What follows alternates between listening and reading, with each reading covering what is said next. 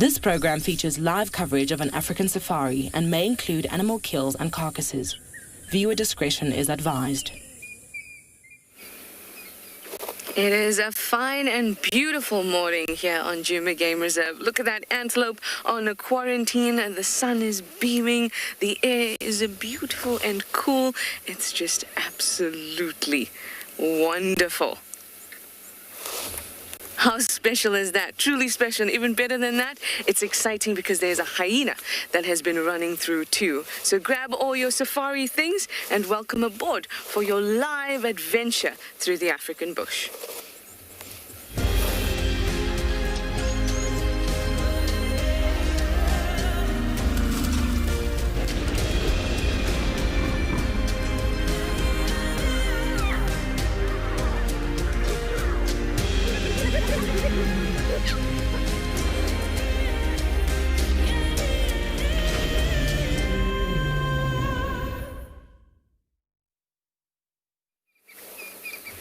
Good morning, everyone. I'm so happy to be your guide this morning. We're here on Dune Game Reserve in the Sabi Sands. Like I said, it's really, really stunning. And we stopped here with this massive herd of impala. They were right here by our camp, and a hyena just came through. And we thought, oh no, what's going to happen? And then it just stopped at the camp. So now we're waiting to see what will happen, if there's any excitement to start off the morning. My name is Trishala, and I've got Gert on camera with me this wonderful morning. And it's about 22 degrees Celsius, 71 degrees Fahrenheit. And I quite like that. Quite perfect. The sun is soft and the air has a nice chill to it.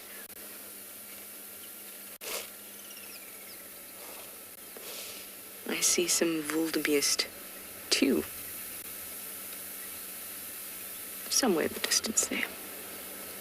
Now remember, this is live and it's your safari, so use that hashtag Wild Earth to chat to us, or of course at FC on the YouTube channel.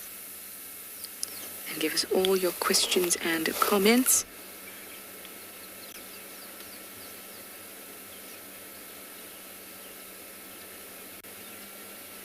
There's our Goose. Good morning.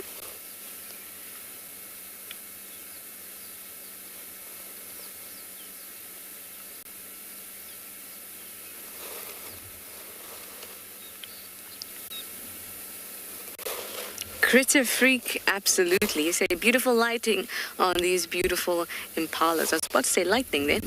No lightning, just great lighting. In the mornings on quarantine, it is just stunning. Because it's a rise, it's a crest. You get beautiful silhouetted animals and the sun peeks through the trees in stunning fashion.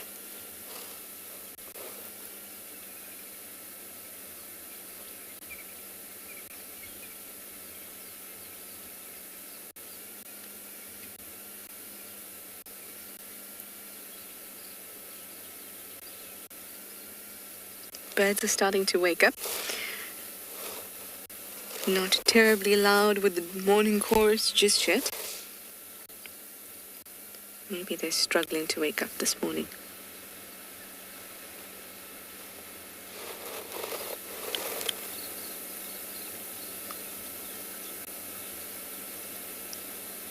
Picture perfect, absolutely. Well, we're going to keep on heading down. I'm going to pop into the Hyena Den. Remember, I told you that apart from the fact that we get to spend a wonderful time with the hyenas, it's a great spot to listen out to any other clues that the bush is going to show us. So off we go.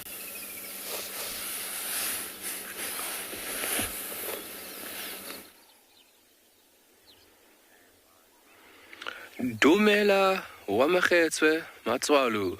Good morning and welcome to a wonderful Tswalu Kalahari. The moon in full view, presenting its full face at us. Obviously the position of where the moon is in relation to Earth, and then obviously the sun. The sun obviously exposing full or maximum light on the moon.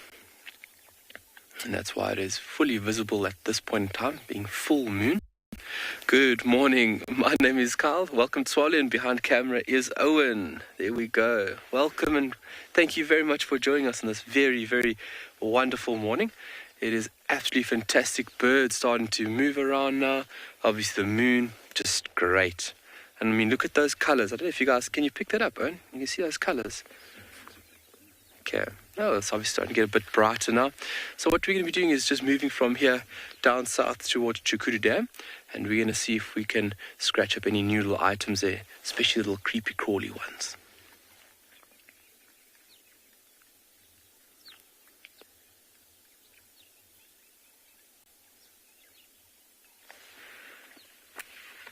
So we're ready to scratch around and look for things, see, keeping our ears wide open, our sense of smell wide open.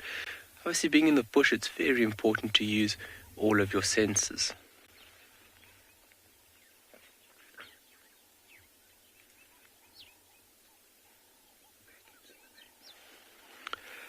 And a nice view we're having of the moon. It's spectacular to be able to sit early morning and enjoy that beautiful sight. And that is spectacular. All the detail and having full view of it is really, really nice. So we're in full moon now, and we'll be progressing towards a new moon. So that means from here on out, we will start progressing from full to new, so it'll decrease with that illuminated part. We're going to send you off to one of our colleagues for their introduction, and we'll see you shortly.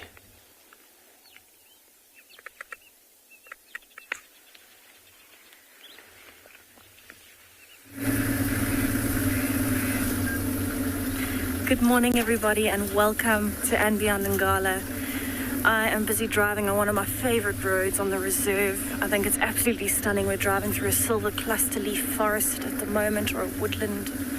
My name is Tessa. I'm going to be your guide on safari for this morning at and Beyond Ngala. Behind the camera, we have Sebastian this morning. And the plan coming down on this road of mine that I love so much is, firstly, we're getting covered in spider webs. But if you have a look, it's quite a beautiful area. It's nice and thick. And then there's some of these open patches around us with some tall trees. So I'm really actually hoping for a leopard here this morning.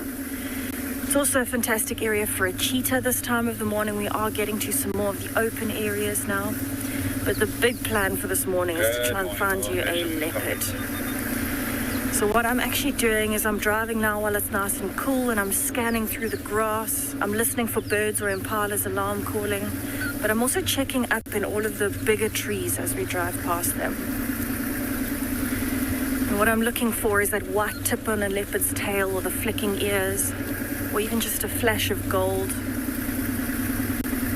And it's amazing. Sometimes your brain tells you something's there, even if you haven't quite clicked on it yourself. Your brain will notice the different shape in kind of your peripheral vision and tell you. So I'm hoping that we get to find you a leopard this morning. I'm actually coming up to a nice big clearing now. And I'm hoping that there might be even some wildebeest and zebra here. Alright, so I'm going to keep going towards this big clearing, stop there for a bit and scan, and hopefully I can find you a predator.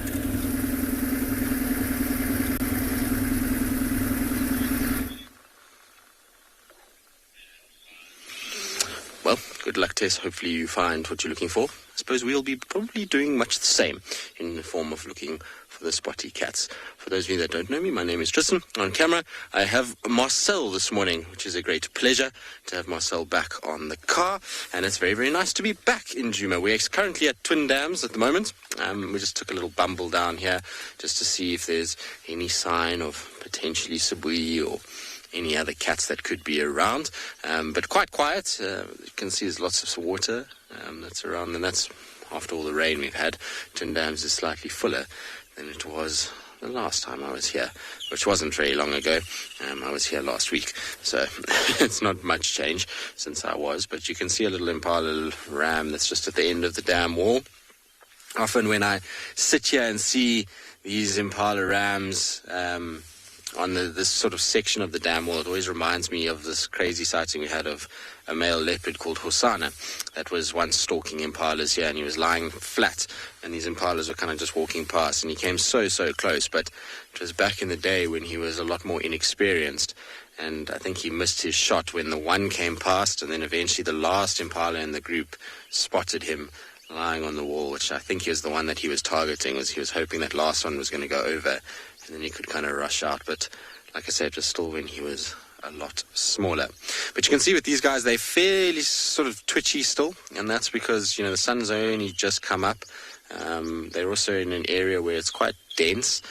There's a lot of sort of drainage lines and undulating sort of areas, which makes it the perfect place for leopards to spend a lot of time. We see a lot of different leopards at this particular point, and so these guys are just standing on the wall while it's still cool this morning, just listening and looking out. They might have also heard alarm calls during the course of the night.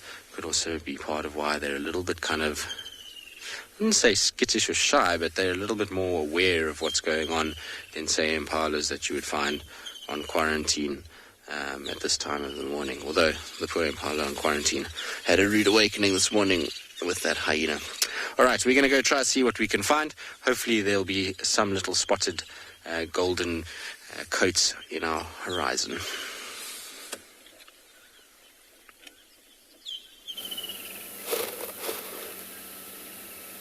Look at this.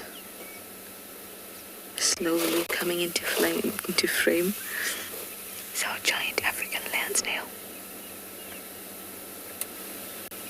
They're so amazing to watch.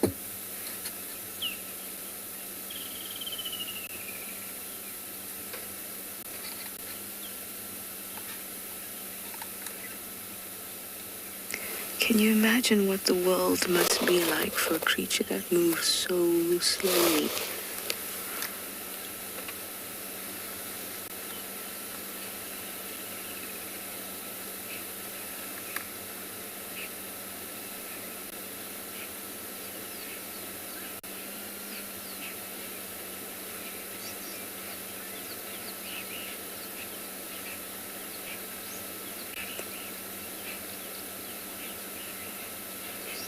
So often when we have them on camera, they're hiding or not side on, so this is an excellent view.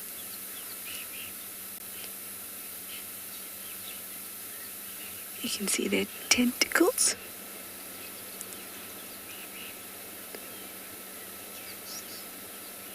These top ones offering photoreception, essentially their eyes at the tips. Spotted tentacles offering a sense of smell and a tactile awareness too.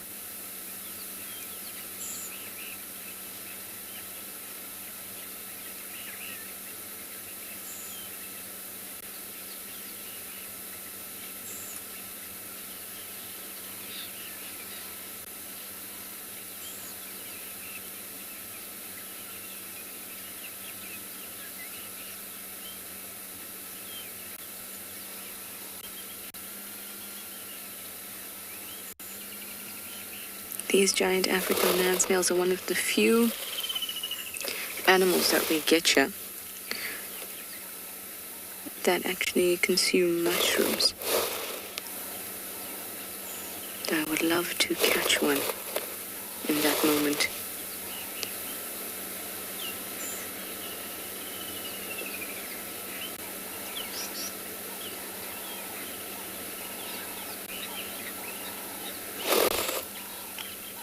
Mumzilla, you'd like to know how big that snail is?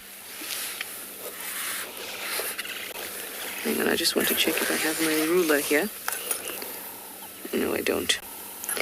It is about the size of my palm, which is about 15 centimeters long. The largest one ever recorded was about 37 centimeters, if I remember correctly. Hence a giant African land snail.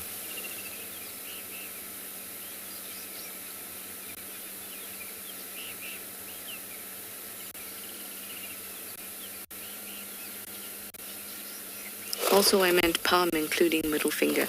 My palm is definitely not 15 centimeters on its own.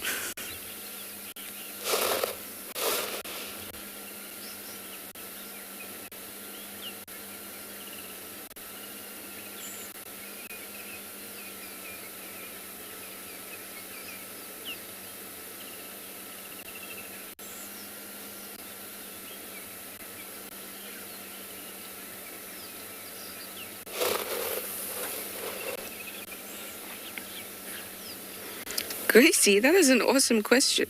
You'd like to know how many teeth snails have. Snails don't actually have teeth. They have a kind of conveyor belt-like part in their mouth called a radula. So it's like a conveyor belt, and that moves in that motion, and it's got tiny teeth-like structures on it that can pull as they feed. So there's no teeth. They have a radula. That's what their mouth part is called, that they eat with.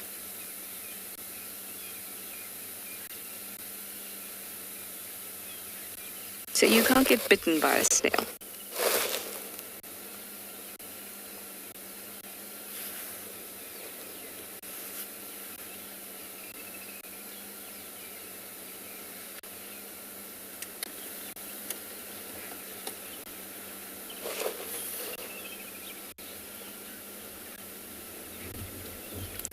Jamie, you'd like to know if these snails are territorial.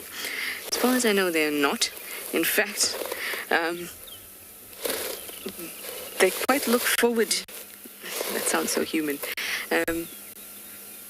You see, when you're a slow-moving creature, and it takes you a long time to get from one point to another point, then the chances of you meeting another creature like yourself is very low and reduced. Even if you see one, by the time you get there, that creature might be already gone. So when they see another giant African land snail, they're most likely very happy to see another one because it means that they can mate, which means that they're very unlikely to be territorial. If they were territorial, they'd be reducing their chances of finding a mate.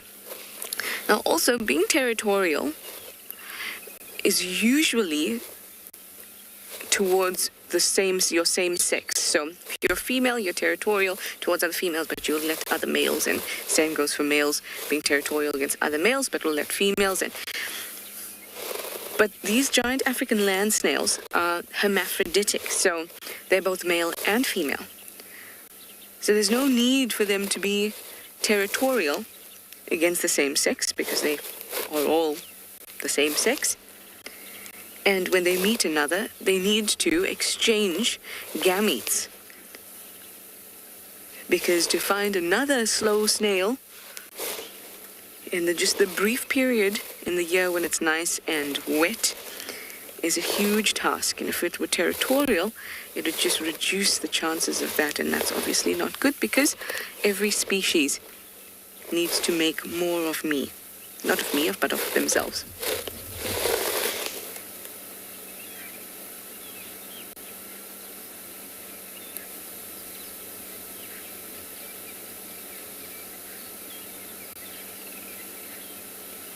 Oh no, it's about to rush out of frame.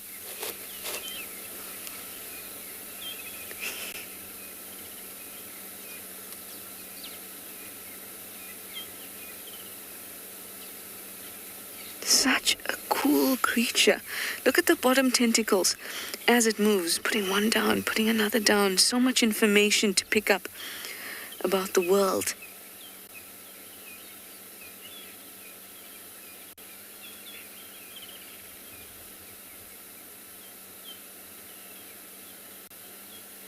And speaking of their senses, we know that they have sight, smell, sense of touch, taste. I don't know, and I don't know if it would be relevant to them, but taste is has evolved in order for animals to be able to differentiate when something is off or diseased or is going to cause them some harm. It's not just, for pleasure. And then it spirals after that, and now we have the type of taste buds that we do. So they may potentially have taste to the degree of saying, oh, maybe this is not good for me or whatever, but I don't know about its sense of taste. But its sense of hearing, they don't have ears at all. Not an internal ear, not an external ear. But they can still pick up on vibrations, and you could say that they still have a sense of hearing, but... Sorry, that was my Game Jazz radio. They still do have a kind of a sense of hearing, because they can pick up these vibrations, and we know that sound can be in all sorts of frequencies, and we just have a certain bracket that we can hear. And so we get used to thinking that that's what sound means, but it doesn't. There's a whole extensive range of frequencies that sounds can be. And for these land snails, they can pick up vibrations, and their brain can be able to interpret that as sound, but they do not have any sound organs, any organs to collect sound like we do. That's one of the reasons I quite like them, because we're so used to the typical way in which our senses work, and that mammal senses work. If you have ears, you can hear. You have eyes, you can see. all those kind of things. But in fact, there's other ways to still collect that kind of information, even if it's not how we do.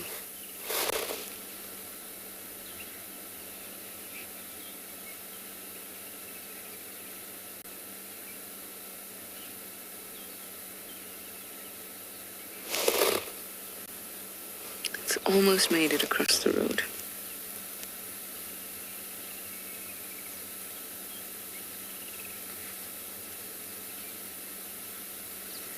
I think we had a really nice time with this African land snail.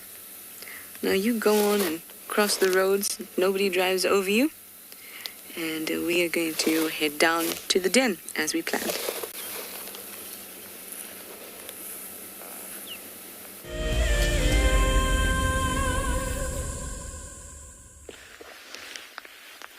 That is true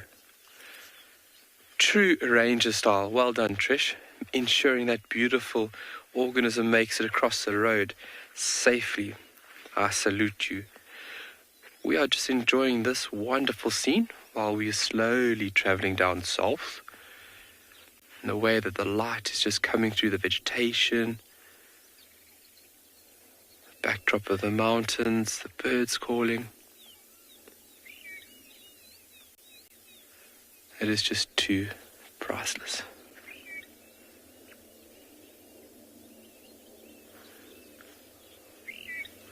Forktail drongo busy calling there.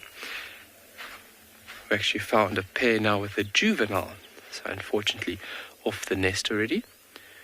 And we are still looking for that nest so that we can hopefully see that very unique behavior of brute parrotism.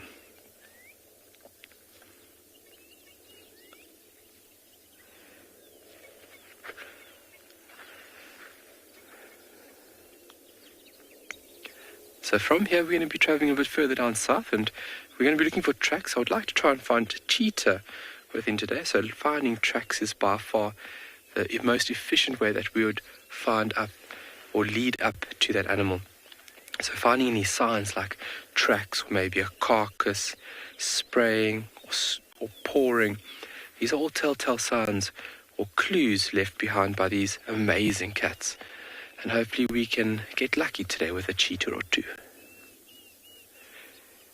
That Diedrich cuckoo, I mentioned yesterday it was a Diedrich's cuckoo. That's a Diedrich cuckoo call in the background. Wonderful sounds.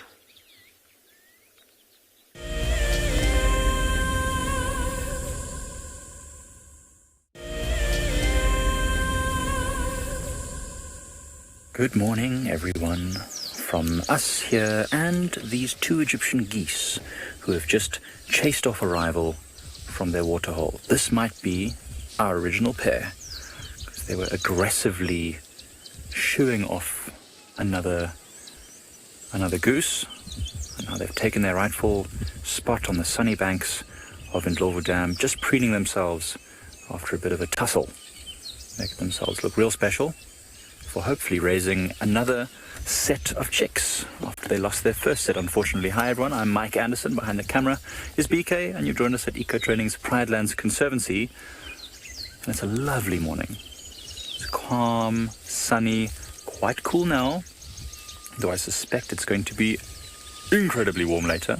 They're saying almost 40 degrees. And so I think this waterhole and Leopard Dam, which we'll go and look at a little bit later, are going to be very, very busy with animals this morning and this afternoon. Well, actually, you can see the rival still sitting on the bank just behind these geese. You see it there, BK? Just there, having to be relegated to the grassy knoll, a bit closer to the thickets where there's potential danger. And not the greatest nesting sites away from the water there, but at least there's food, which is quite good. Egyptian geese eat quite a wide variety of foods, from seeds and nuts to, well, not really nuts, seeds from grasses, and then lots of invertebrates and other things. This pair is doing very well, reconnecting with themselves and with the waterhole. And speaking of connecting with each other, if you are interested, I think you should really, really check out the wildearth.tv/explorer It's a new platform that Wild Earth has launched. It's super cool. Win prizes, meet interesting people, get to know all the news from all the different locations, and keep in touch with us as well. wildearth.tv/explorers. Check it out, it's really cool. Whilst we check out what's going to be happening this morning on all the different locations, coming to you live on the safari this morning. I can also answer your questions.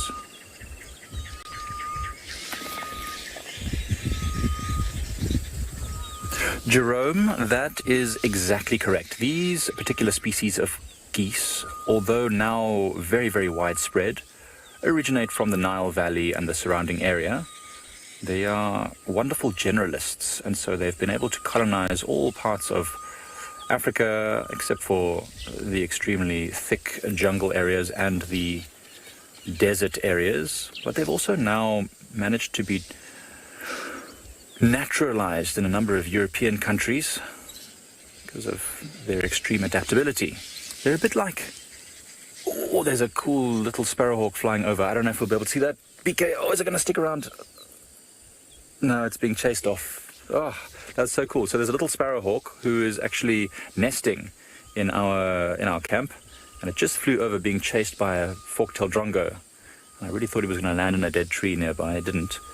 But yeah, so other animals are quite adaptable. For example, leopards are found all over the world and can survive in human environments as well as natural ones, as long as they have some, generalized habitats like cover, water, food.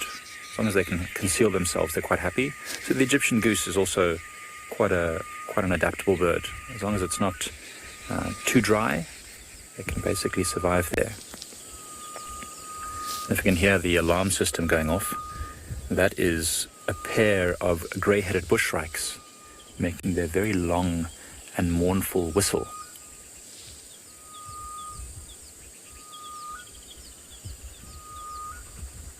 That is the grey-headed bushshrike. And the geese are about to start claiming their territory once again. Butterfly, they are really, really pretty, actually. I know a lot of people dislike, a lot of birders dislike Egyptian geese, because although they are quite pretty, they are very territorial and they tend to chase other birds away from waterholes. So people have nice gardens and expect lots of birds to come to their pond or whatever they have in their garden.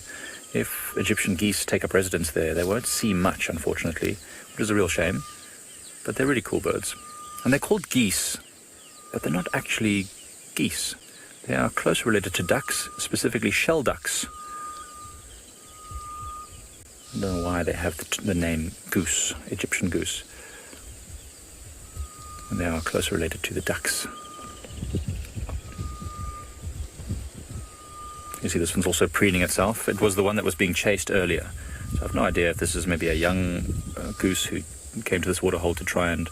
Oh, I see trouble. I see the other geese are walking up towards it. Is there going to be another battle? See that? So the other two geese are trying to sneak up behind the bushes. Let's see if they chase this rival away again. Certainly seems like he wants to move away, or it wants to move away.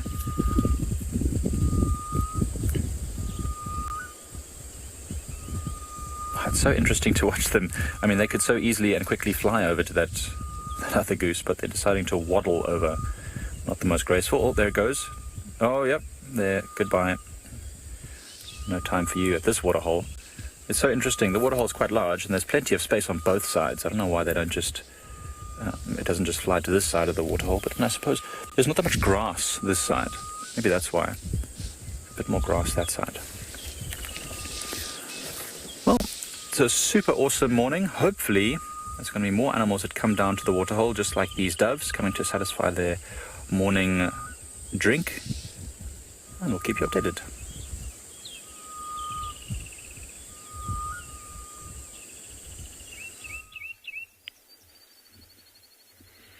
A super awesome morning it is, watching these bull giraffe get a little early morning nibble in. And now they decide to move. So we shall move up a tiny bit as well there, Owen. Let's just move up a little bit. Beautiful call over here, sharp notes. That is of the ashy tit. Very nice bird to hear and to see.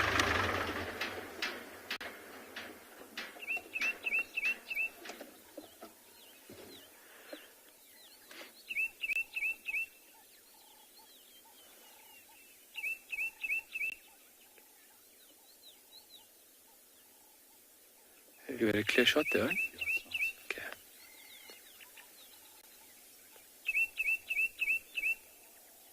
So these are fairly young bulls. They're not fully mature. You can see from their body mass and their height, they've still got a little bit of growing to do. Put them around about 5, 6 years old. Maybe a little bit later, 5, 6 years old.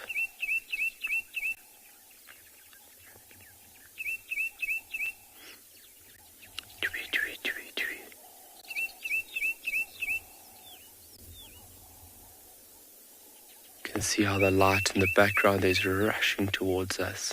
The vegetation's being illuminated. See, we're still in the shadow of the mountain that is directly behind us, east of us.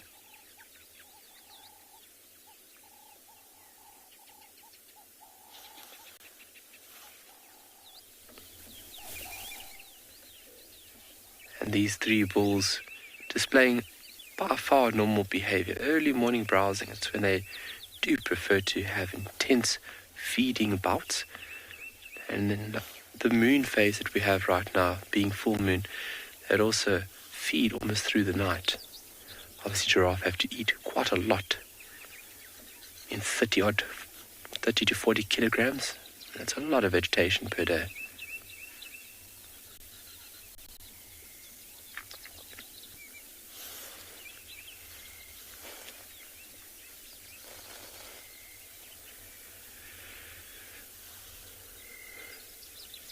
They're trying to hide, Owen.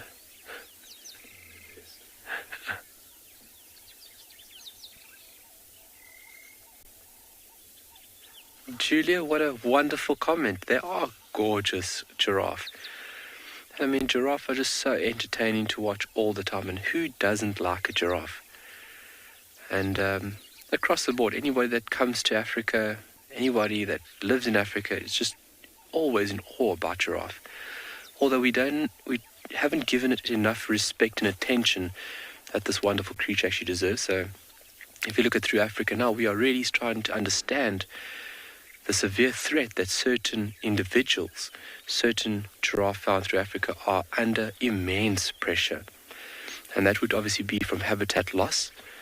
So we really need to pay a little bit more attention and time on preserving and understanding this beautiful species, because it plays a massive role in the ecosystem. Let me pull a bit forward for us, Owen. We've focused on lions, we've focused on elephant and lion, but we've never just worried about giraffe. We just thought that giraffe are just fun.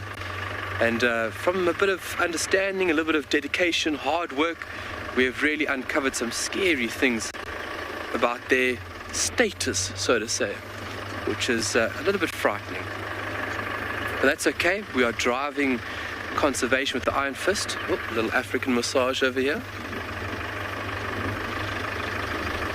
There we go. We've got a little gap over here we can see.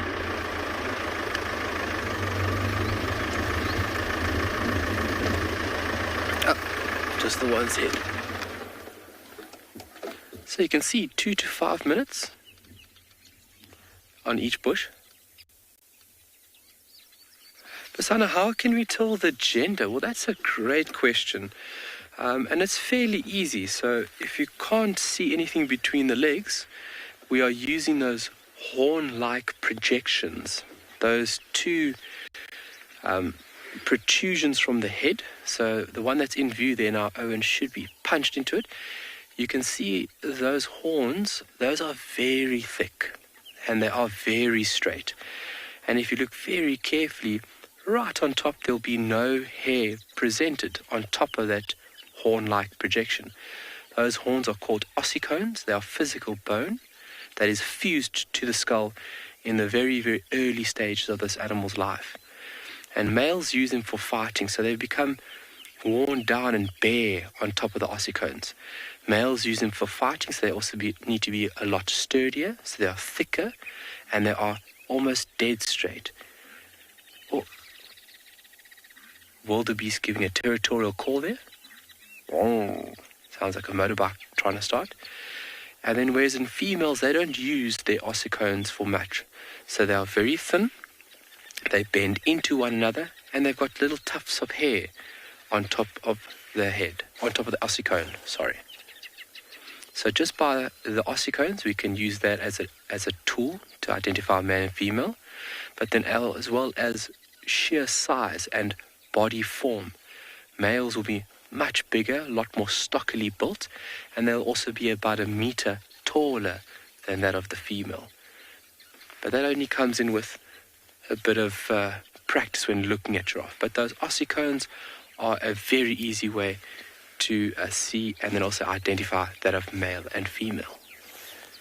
You got a sight there? Okay, we're going to scoot forward just a touch so we can get a clear view. Oh, they are very mobile this morning.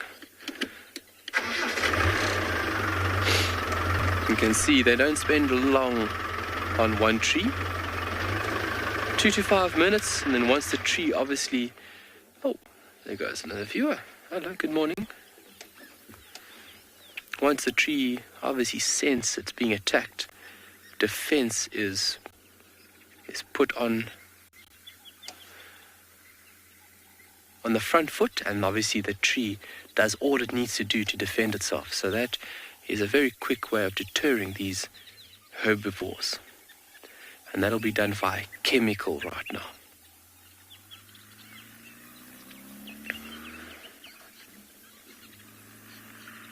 You can see just in the time we've been looking at, look how close that sun has gotten.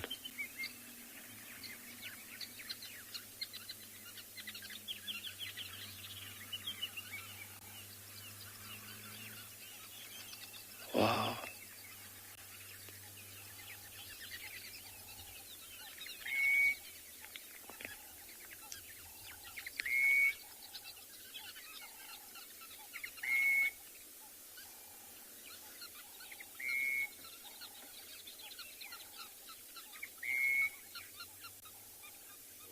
She's very stationary. She's sleeping actually at the moment. Yeah, no problem. No problem. Copy, thanks.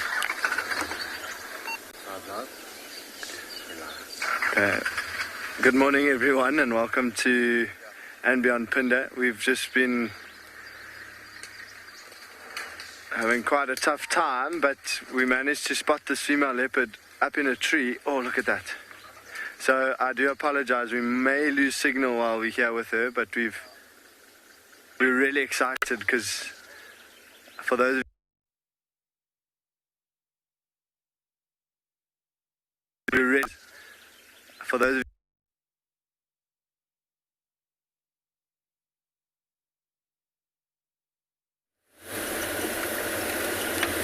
Sorry about that, guys. I'm sure we'll get Phinda back in no time. We're here at the Hyena Den, just seeing if anything is happening.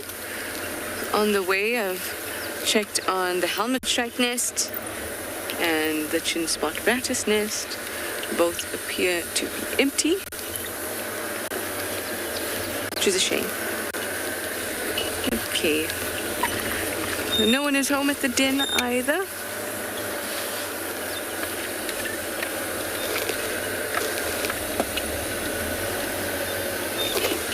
Nope. Alright, let's swing it around. Sometimes by doing this is how you can find a chameleon in the daytime. Just get up close and personal to a bush. I mean, you've got to be a bit lucky, but it is a way. So here's den entrance. As you can see, not much happening at all. But the cubs will be in there. But that being said, I did see cub tracks heading away from the den. Not as small as Corky's cub, but definitely Ribbon's too. Their little paws walking away towards Philemon's Dip. Okay, now we're going to pop into at Treehouse Dam. Have a look if there's anything at the waterfall. Henry.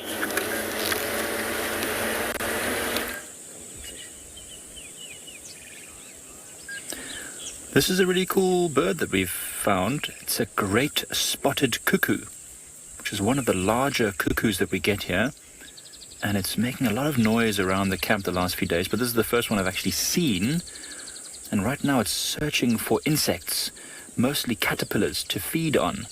It's not a bird we see very often. We hear it quite a lot, but there's not a lot of them. They're nowhere near as common as the Levalence or the Jacobin cuckoo, or indeed even the Diedrichs.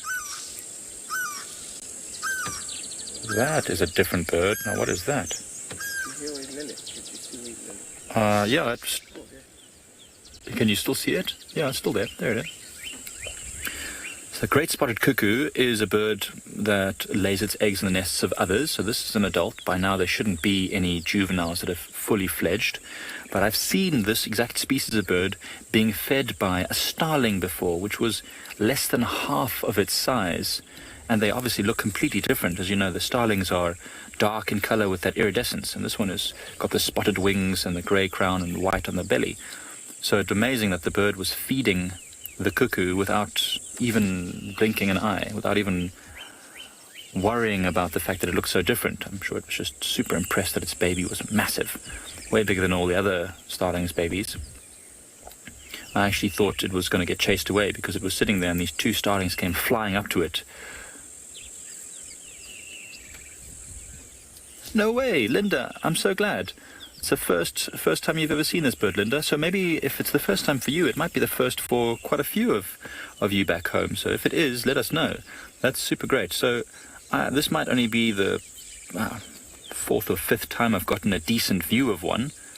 And there it's sitting next to a laughing dove over there, which is not one of the host birds, so they would have no problem with each other. But a lot of the crows, for example, are parasitized by these cuckoos because it's quite a large cuckoo. So they will actively chase them away, and the starlings as well. There's another host species for them, so they'll definitely chase them away if they see them.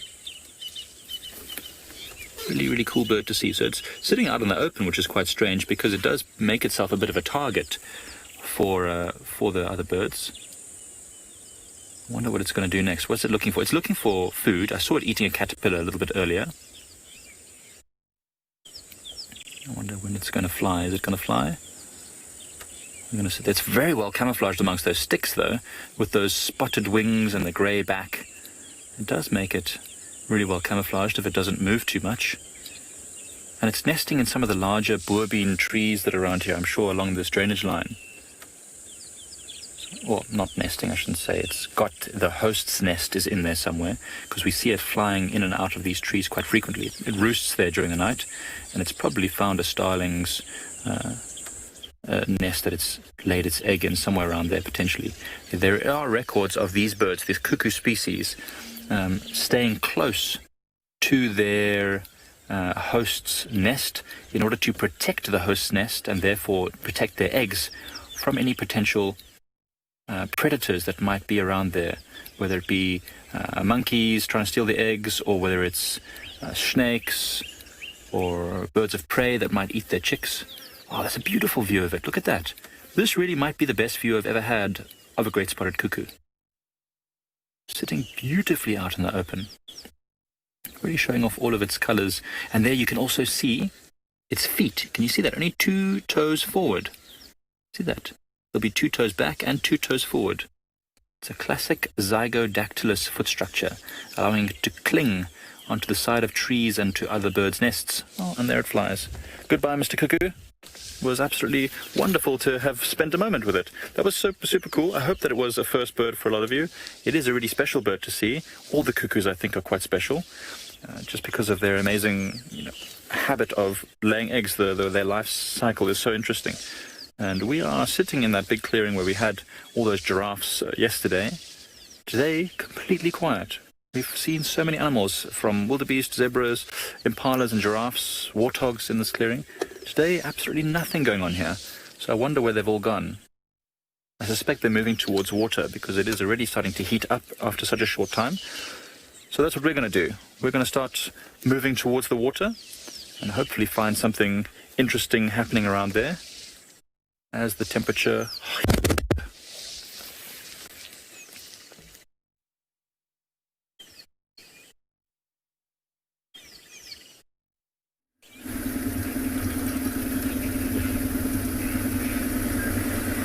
Welcome back to And Beyond Ngala, everybody. I think I actually agree with Mike. I haven't had, well, he's very lucky that he had such a good view of a great spotted cuckoo this morning. I don't think I've ever had a fantastic, like a clear view of a great spotted cuckoo, so I'm actually a little bit envious of that this morning. But we have actually just been told that from camp they can hear some lions. And very close to that area, there's also now tracks of some leopards. 2 of them, in fact, together. So we're actually heading back towards that area, back towards the main Timbavati riverbed. And I don't know if you can see, but there are a lot of spider webs out this morning. So it seems like every few meters I'm driving through another one. I think I look like a giant spider web this morning, catching insects as I go. What I'm actually wanting to do is head down towards that river, and then I'm actually going to drive through the riverbed looking for tracks of them crossing over. It's not too far from where we are now, which is amazing. And we're really, really hoping that we bump into something. It's amazing. I was thinking about what Trishala was saying earlier, where there's so many different ways that you can use your senses. I think it's something that we don't realize out here, is you really can use your senses in so many different ways. But I'm going to head on down towards the river, and I'm really, really hoping that I hear some of those lions calling so I can find them for you.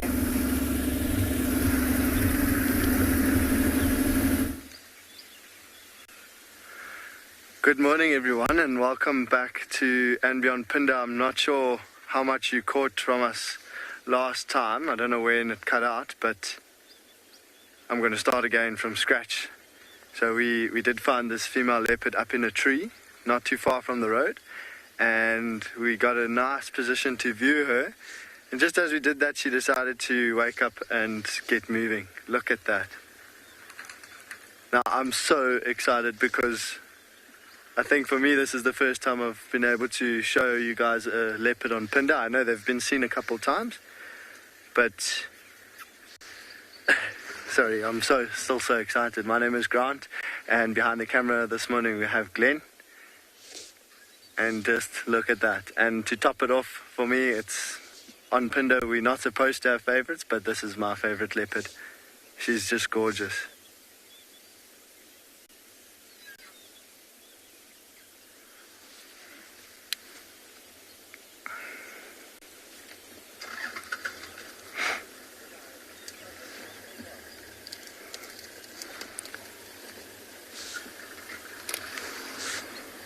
So just with her behavior at the moment, you'll see she's walking a little bit low. You see her ears are tucked flat to her body. I think she's seen something that we have not been able to see yet. You're welcome, Jeffrey. You're welcome. And also when she crosses the open area, she doesn't like it. So she kind of changes her behavior crossing through the open clearings, and then when she gets into the slightly thicker stuff, then her body language changes again. So for now, we are going to try to reposition, and we're going to send you off to another location.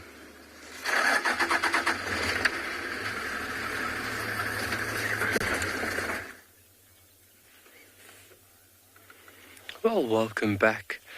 We just thought that we would take a look at that little starling nest. Currently still 3 little blue speckled eggs, which is fantastic. And then I thought, what are the chances that these owls would still be here? And there they are. Exactly the same tree. So it shows you if a bird is comfortable with a resting spot, that it would reuse that spot time and time again. If you feel most comfortable, if you haven't had any threats or disturbances, that means your spot that you're resting at, you've selected very well. And it's a secure spot. And that's what you want when you're resting, is security. You don't want to be vulnerable and exposed through these lull periods. But you can only see one of the individuals. Still scanning very hard. Obviously their cryptic coloration is very efficient. In one branch and you'll miss that bird. So they would have been hunting and fairly active under the cover of darkness. And now is when they rest, just like we saw yesterday morning.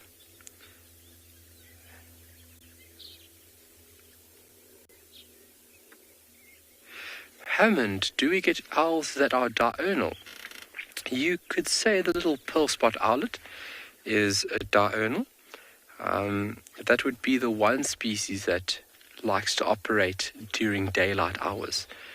The rest of these individuals are more on a nocturnal basis, so resting throughout the day and then becoming fairly active under the cover of darkness.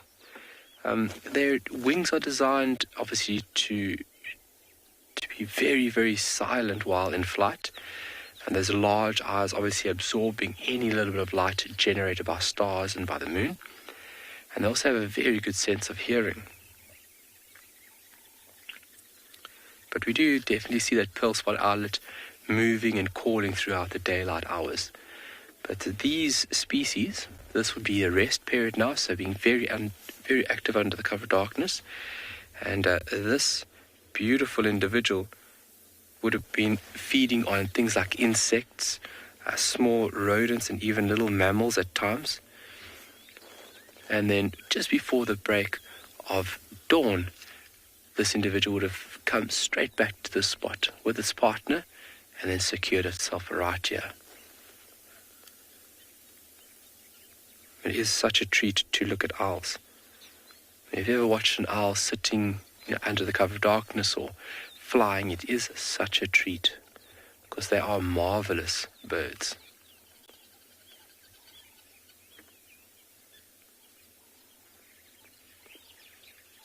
So their coloration, their behavior, their adaptations, and obviously having the ability to fly in silence in comparison to other birds which make quite a lot of noise while in flight. And that's just the resistance, the air flowing over the actual feather that creates sound.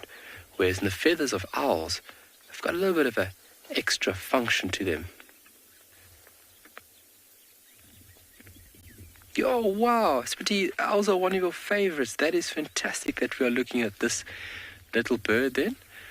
They are really remarkable creatures. I mean, that party trick that they have, the ability of turning their head at 270 degrees is definitely one of the highlights of watching an owl. Watch it rotate its head fairly quickly like it is. It's quite scary at times. And if you think about it, it's a very efficient tool that an owl would use, not only to seek out prey, but then also to keep a watchful eye out for predators.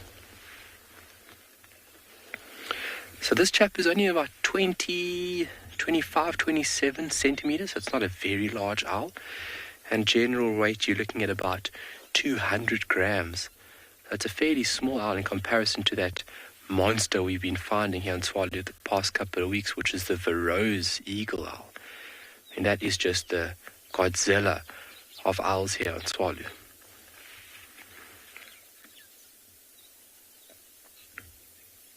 So seeing this over here and notifying that they've been back to the spot, if we go and search under that tree, we would actually unearth what they refer to as owl pellets.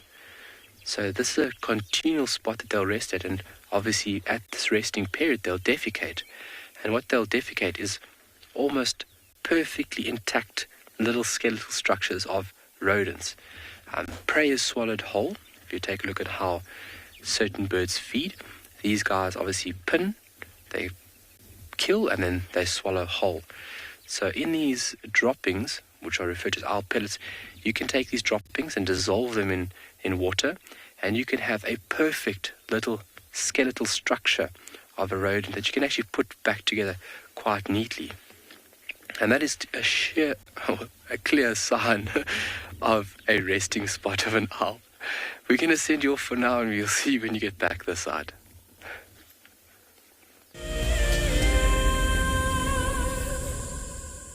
From owls down in Tswalu to a whole bunch of birds at Buffelshoek Dam this morning. It's basically thriving with all kinds of bird life. We've got grey heron that you're seeing now skulking along the edges of the bank, looking for all kinds of tasty morsels that potentially could be present in the dam itself. And then slightly above the grey heron, you'll see there are water thickneys that are bumbling about, also just taking it easy, enjoying a bit of sunshine. And above them is probably one of the most beautiful birds that we see out here.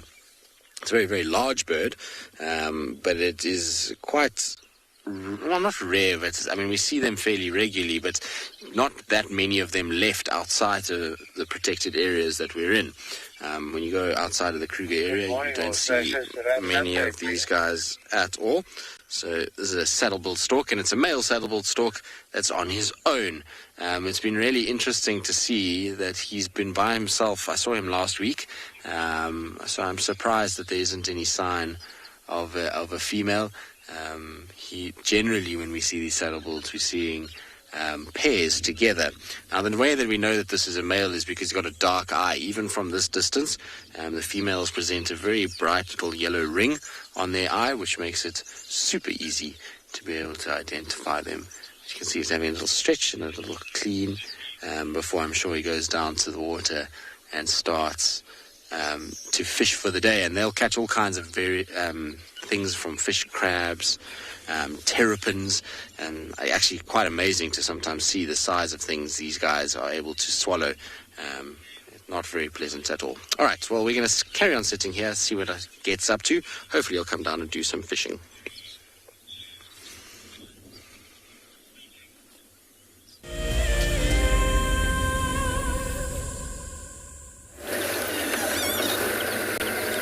Well, we're still bumbling about. We've been to Treehouse Dam.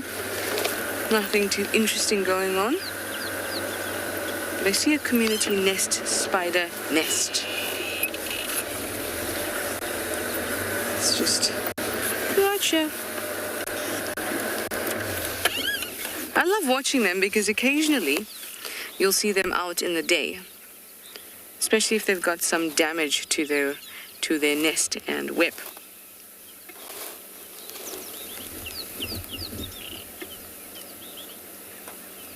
Now, they're nocturnal, so you don't actually see them very often. And when you do, it's quite cool.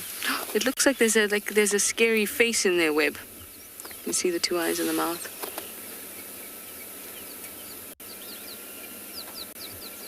There could be hundreds of spiders living in there. And it's pleasantly creepy when they all come out. And they have a division of labor within their social structure. So some will take care of spiderlings, while others will take care of the maintenance of the web and the nest. Others are for defense and for picking out any prey that manages to get caught in their web, and then brings it back into the nest so that everybody can eat. That type of cooperative behavior is very rare in spiders.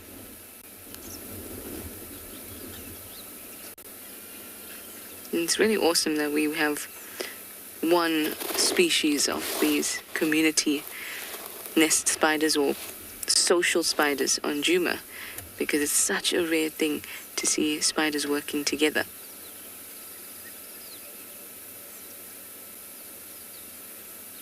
At the moment, all we see is the scary face, or shocked face, rather. Kind of looks ghostly with all the spider web, too. Very nice. Well, we're going to head over now to our next water point, and that being Twin Dams. and then go through the Milwaukee and see what we can find.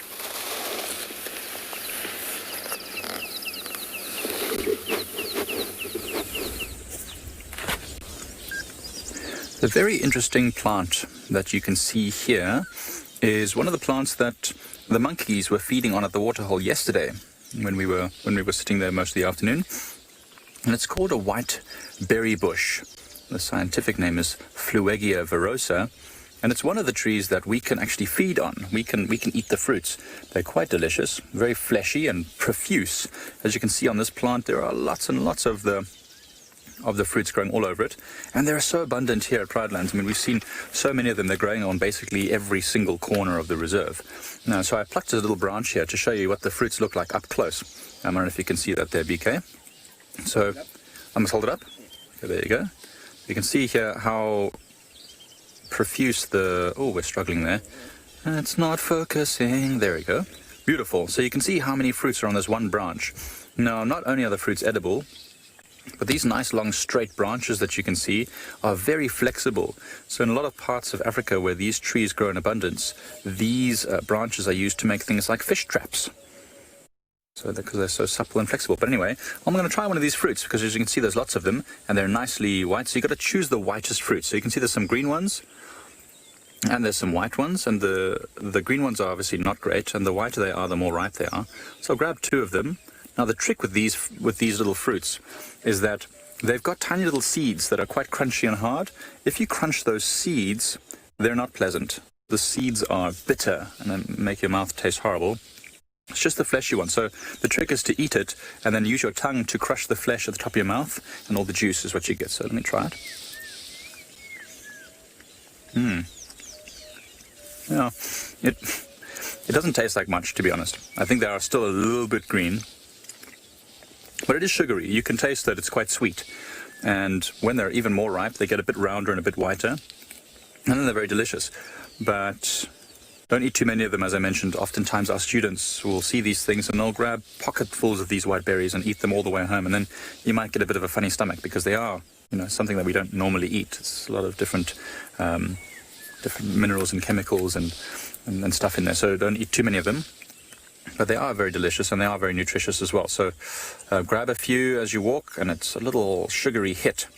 As you can see, there are lots of them. They're fed on by everything. It's the larval food of lots of different types of butterflies, and many birds and monkeys will eat these in abundance. So a very, very awesome plant to know. The white berry bush, Fleuegia virosa.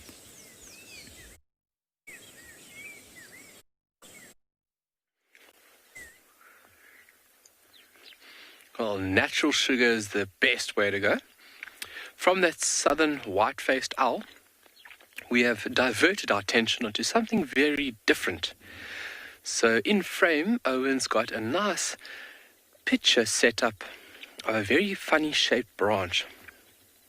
And it is very funny. So as I came around the corner, just in the mix of things that caught my attention, and the way that the branch looks is just not natural. You can see on other stems, they go up to branches. From branches, they go up into the leaves.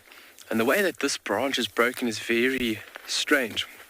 We don't have elephant in this area, so it can't be, the culprit of elephant. So I want to ask folks quickly, what do you think could have caused that fracture in that branch, taking into consideration that it is a very, very tough piece of wood. It's one of the toughest woods in Africa, along with other woods like ironwood and sneezewood. It's a very, very tough wood. It's one of the strongest and has been used for many items along the way, from fence poles, tool handles, walking sticks. Camel thorn is a very versatile and very hardy wood. But for that branch to look like that, you need a very volatile and strong force. And you can see it's broken from the top. There's a piece on the ground. There's another piece on the right. And if you can see this piece on the right hand side, Owen, it's sitting just before the canopy itself. It's just broken off over there. But you would need a very strong force to break such a thick stem off of this tree.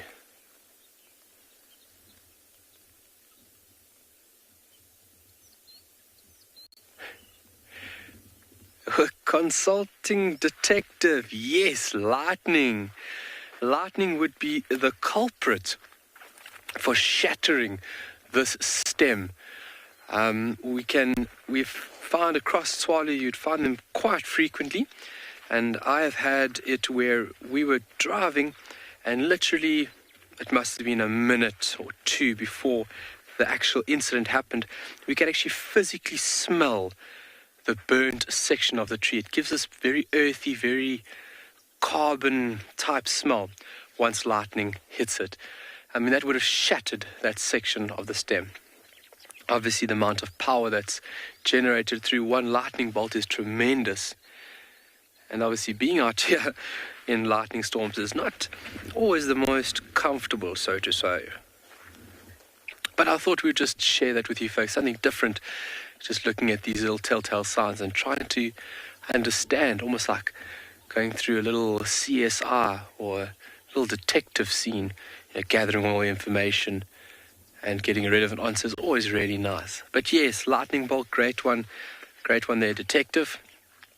Perfectly suited as well. Nice name there for our little detective work. So we've left this white-faced owl, and what we're going to be doing is just going slightly north here. We're meandering just north of this pan, and we're just utilizing the road to see if we have any tracks crossing in or out. That's the easiest way that we would find these cats, and obviously tracking out here is a very important tool on how we lead up onto animals.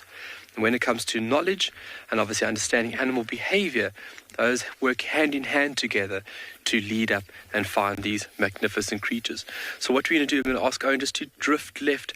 We're going to be meandering through this beautiful section of Tswalu, and this is where we're going to try and uncover where these little animals are hiding.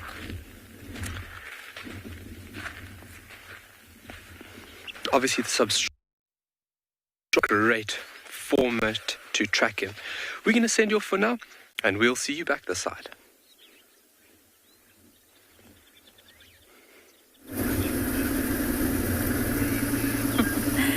So welcome to the Timbavati riverbed in Ambyanangala. So we have actually found tracks of the Pride of Lions, the Birmingham Pride, from where they were yesterday crossing over the river.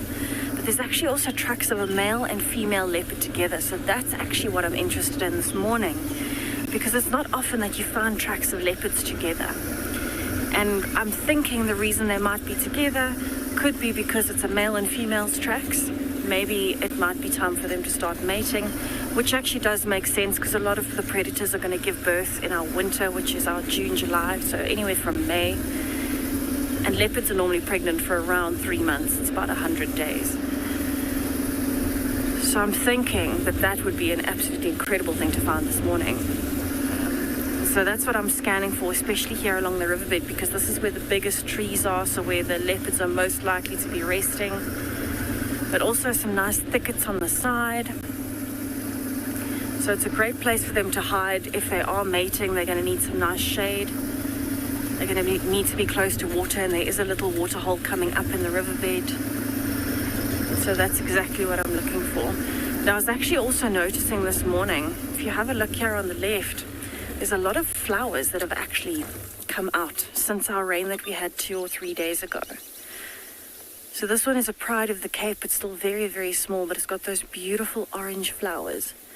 And as I'm driving, I'm just noticing there are flowers absolutely everywhere. There's little white ones, there's yellow ones, all sorts, from wild hibiscus right up to some of the trees like a weeping wattle, which is now the African wattle, or a boerbean.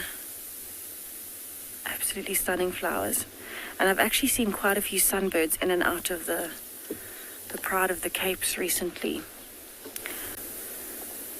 So I think with this rain, not only have the flowers come out in force, but so have the insects.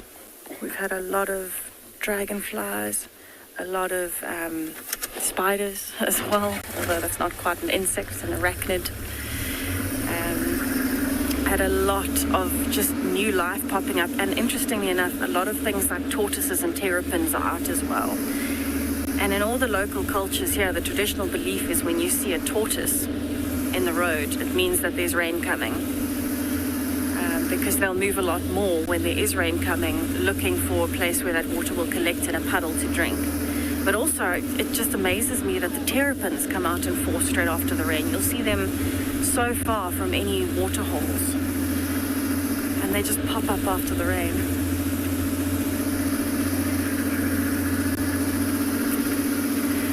JP, to tell the difference between old and recent tracks takes a little bit of practice.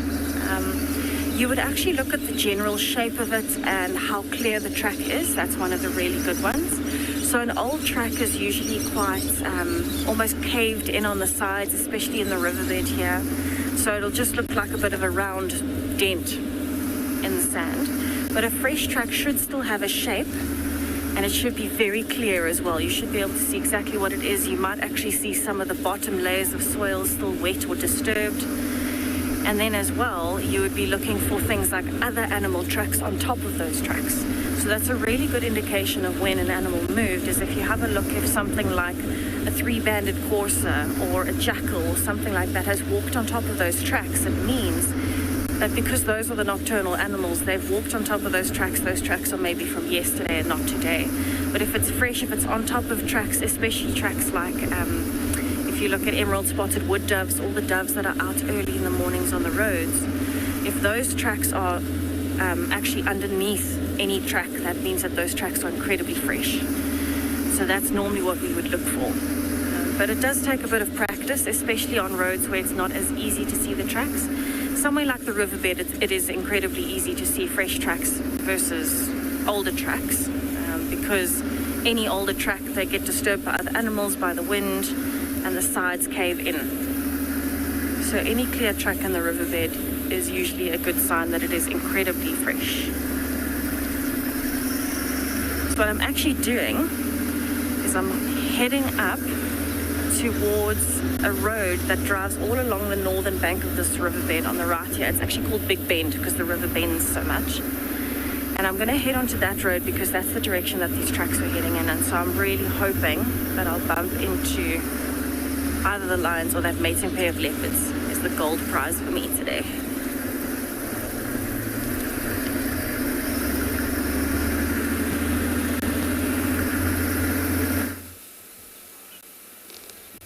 Here we have some interesting mushrooms. I love mushrooms, just putting it out there. They are some of the most interesting creatures around. I say creatures because they're more closely related to insects than they are to plants, believe it or not, and that's because they have a chitinous cell wall that they share with insects as opposed to plants. Very, very cool. So here we appear to have, and I say appear to because you should always, always be cautious when it comes to mushrooms. This here is a dung roundhead, for obvious reasons. And this looks like a cracked mottle gill. Both are found very often in dung. And that's because the spores of these mushrooms float out. In fact, right now it's happening. The wind is blowing spores from underneath here. These are the gills. And the spores will kind of fall as the wind blows. There you get a nice view of the gills. So as these spores fall into the wind, or carried by the wind, they land on leaves. And then elephants, this is elephant dung, elephants will consume those leaves. In fact, other herbivores will consume those leaves or grass, and then it passes through the gut, the spores in their food, and then it goes and ends up in the ground in their dung. And then they germinate. And remember that a mushroom is simply the fruiting body of a fungus. So this is the equivalent of an apple. It's just the body that allows a mushroom to put out its spores. So underground, the whole fungus, which is a kind of a network of tissues called hyphae, which are little, they look like almost like cotton wool, strings of cotton wool underground. That is the actual fungus. And that is always there. And then during our extreme rains and thunderstorms and things like that, that's when you get the fruiting bodies popping up to disperse their spores. Very, very, very cool.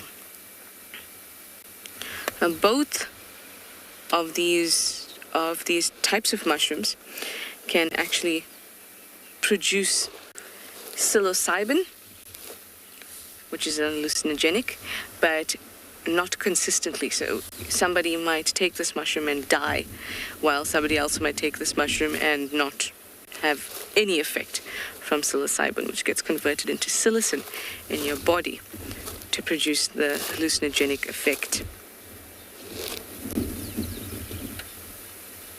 Really amazing stuff.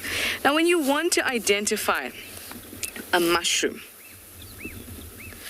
you want to kind of look at the spores. That is the best way. So obviously you want to look at the actual mushroom. But if we look here with a cracked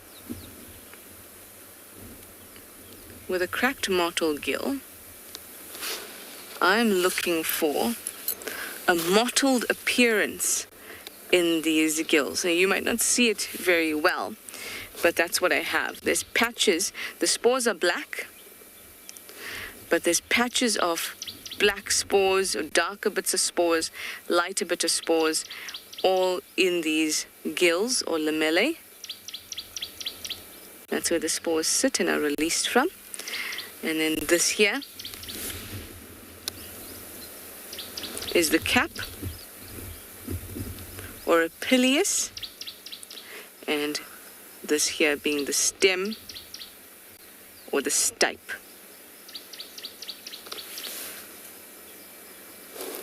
I don't have a piece of paper, but what would be awesome is to be 100% sure. You would take the head off this mushroom and then you'd put it against a piece of paper and it would leave a very, very obvious spore print. And then from that spore print you can be even more sure about your ID.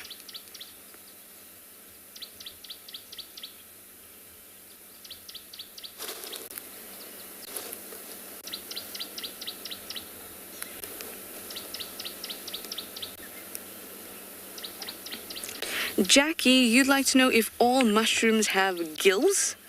No, all mushrooms don't have gills. There's bracket fungi that you'll see them along trees like golden brackets or turkey tails. You'll see them growing along the trunk of trees. They don't have gills.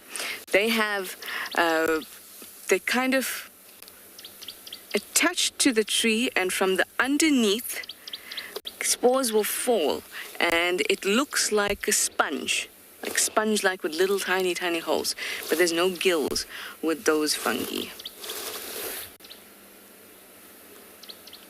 Kind of looks like weird plaster on the underside of those bracket fungi. There's the artist palette as well that grow like that. They're very, very cool. Let's just have a quick look at the underneath of this little one.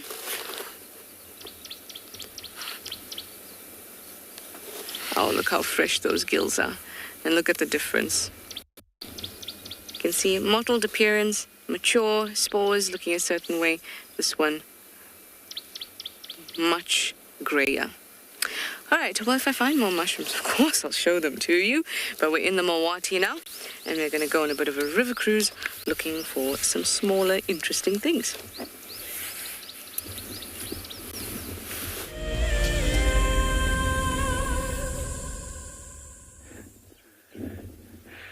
Seems like Trishala's getting the notion or the reputation of becoming a mushroom master. Sure. It's It's a really interesting organism to look at, mushrooms. It's super complex. We are just entered the nice section of this pan, busy wrapping around and obviously still looking for tracks.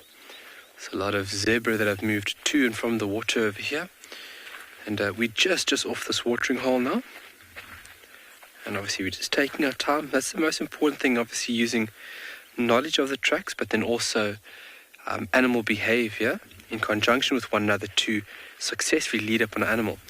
But then very importantly, you also need to take your time. You cannot rush tracking, because if you rush tracking, that's where you're going to make a mistake. And it is really an art. Take your time to observe, understand and assess. So you can see over here this game trail just on the right hand side of my foot. There's a whole bunch of zebra. And the size of the track itself being quite small and petite, this would be mountain zebra. And also now I can look, the mountains are right behind us. So showing us that they would have come down early evening, they would have made their way to the watering hole along this game path or game trail, very well defined little pathway that they'll move to and from water. And then what they did is doubled back on their own tracks, and they've now moved back towards the mountain. I can see the set, I can see that they've gone over their own tracks because the set coming in is older than the set going out. And you can see right over here. Can you see that? There we go. So it looks like almost like a horse hoof, but just smaller in size.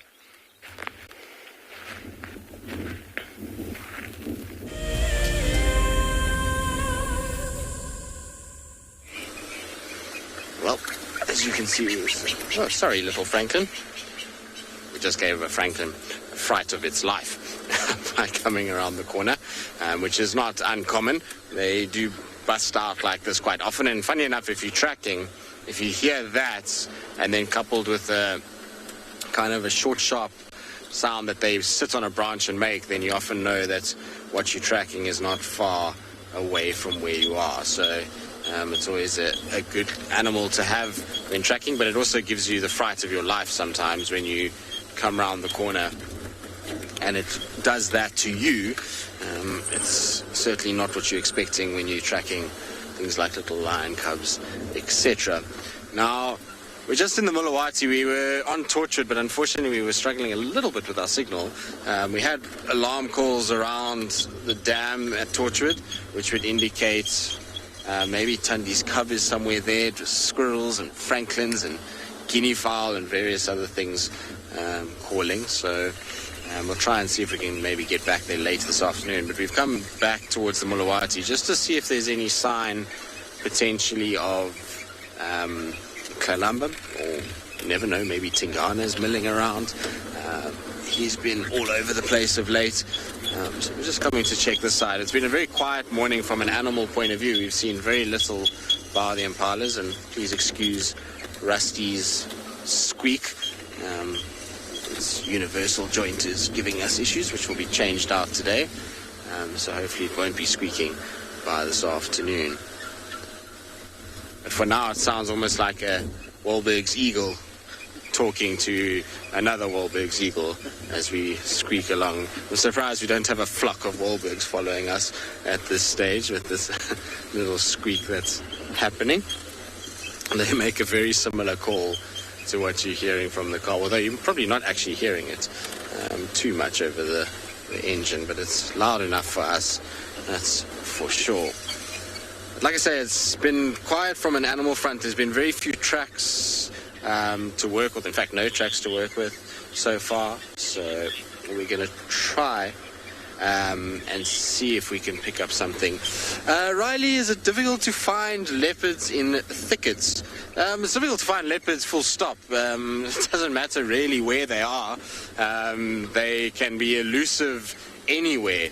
They have an incredible coat coloration that means that they blend in on a lot of different types of terrain, and so even in places like the desert, they can be tough to spot in those areas. On those concrete ridges in the Kalahari, you often don't see them at all. They really do blend in well. So yes, they can be tricky. We're lucky here that we have the ability to not only go off-road, but that we can track. So when we see footprints, we ourselves can get off and walk, and that often means when you're walking that you're able to pick up tracks that you wouldn't normally see, and you can access areas that maybe a car can't access, and that means that you can find them a little bit easier. But even then, as we start going through the summer period and it starts to get thicker and denser, it's going to become a lot harder to be able to actually find these guys. Oh, hello, dung beetles. You guys found yourself some fresh dung. Let's stop here. I'm just going to give myself a bit of space to work with. There we go. So you'll see there's a fair amount of activity that's taking place in this big midden over here. You'll see there's a number of dung beetles that are busy at work. It's quite common to see when there's a bit of fresh dung around. These guys pretty quickly pick it up by using their sense of smell, and they come and land in here and they begin to roll these balls out. Now, depending on the species that we have, either these individuals are going to be laying their larvae inside that ball and digging down straight where the dung pile is, or they're going to roll it out and get a nice big ball and then start rolling it away from here to find another spot to be able to do it. Amazing though, watching them when they actually do go about rolling these balls. You can see that those guys are still busy building.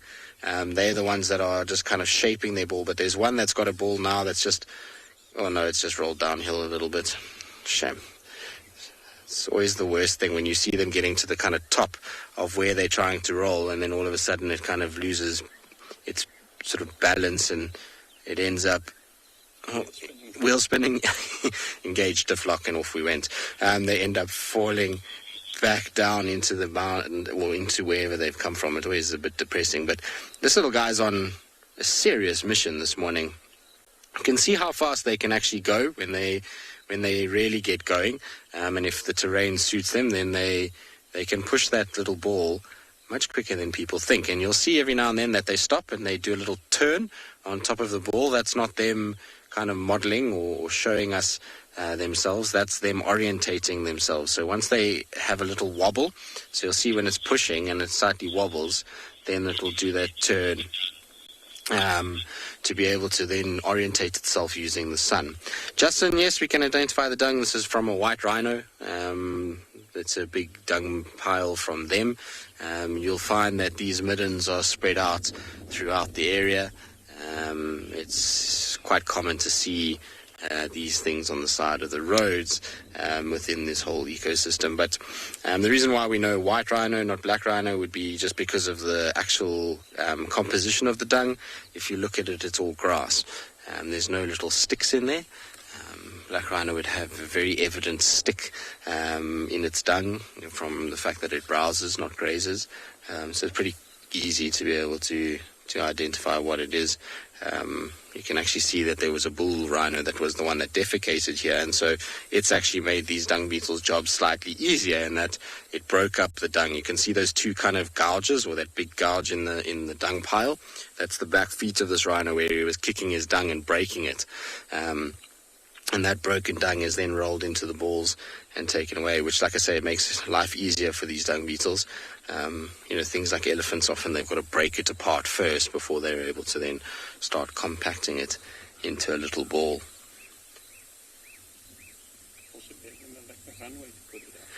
Exactly. Myself saying there's a nice little runway now for these guys to roll their balls out. Been smoothed out perfectly by the back feet of this rhino. And you'll find as it heats up this morning, you're going to find a lot more of them arriving. They're typically quite active during the hot parts of the day, but they've got to be quite careful. These guys are not immune to predation. So what you'll find is often when you come across a little midden like this, when there's a hive of activity of dung beetles, is that you can find various birds that are nearby. So things like European rollers will eat these guys, ground hornbills. You'll even find things like honey badgers, mongoose that will be digging around looking, not so much for the adults, but for any little balls that are buried below that they can munch on the larvae once they develop a little bit. So it becomes a kind of whole ecosystem in its own right, just based off a bit of poop, which is pretty crazy.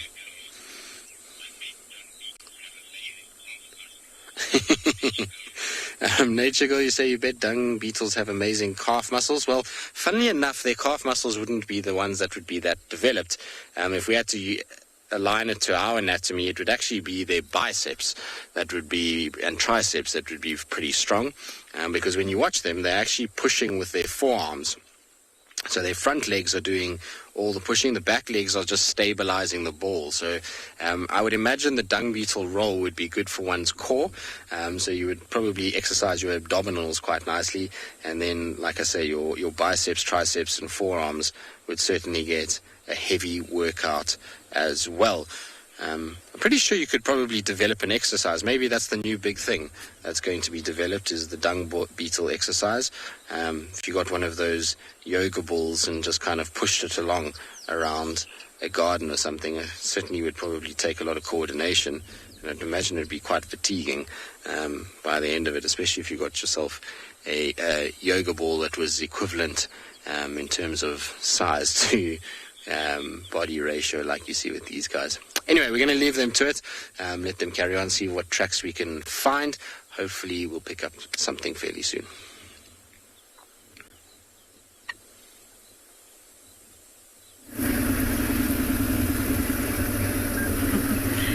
Welcome back to the mating pair of leopard search at and beyond Ngala. So I'm driving on one of the best roads on the entire reserve for leopards in particular. It's almost like the leopard central of and beyond Ngala. And we've got the riverbed on our right at the moment, and then some clearings with some trees and things all along. And it's absolutely stunning in this area. It's one of those areas that is really, really good for birds, but also in particular because it has the nice mix of the thicket from the riverine side, plus the riverbed, plus the tall trees, and then even pan systems. So there's a little pan system coming up on our left now. It's a really, really stunning area for the predators in particular. It's good enough for them to hide, but also to practice their hunting skills, because leopards in particular rely on that element of surprise. So they can't really be like a cheetah where they can run really, really fast and cover a lot of distance, or wild dogs that have so much stamina. They are incredibly fast, but... Oh, there's a slender mongoose in the road. There's a slender mongoose. It's gone around the corner. Oh my goodness. Okay, well, there was a slender mongoose. But yeah, these leopards will rely on the element of surprise and using the thickets to their advantage. So I'm going to keep looking for the leopards along here. I know the tracks are coming to this area. And so that's what I'm looking for, essentially. But I hope everyone managed to see that slender mongoose. That was incredible. I've actually seen a really interesting interaction between slender mongoose and snakes, because slender mongoose, there's a dragonfly flying over me as well. Slender mongooses are incredibly brave, actually. And they are particularly fond of almost irritating snakes.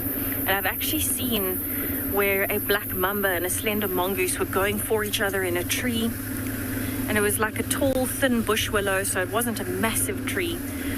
And this mamba would climb up the tree, and the slender mongoose would jump up afterwards and actually try and bite its tail. So the mamba would strike at the slender mongoose.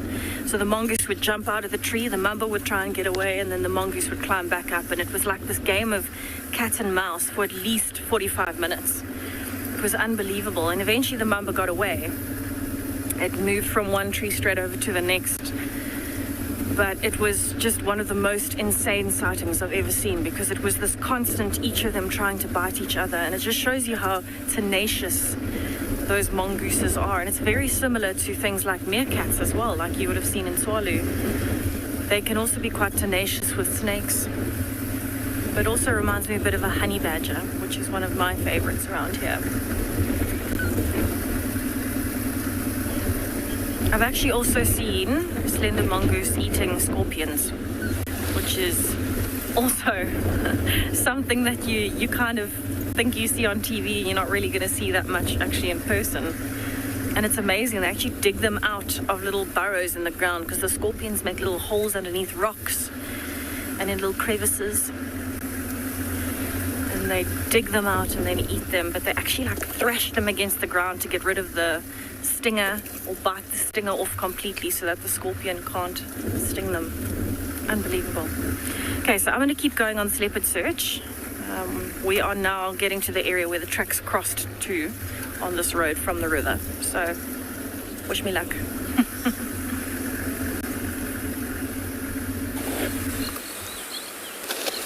Here we have one Wahlberg's eagle.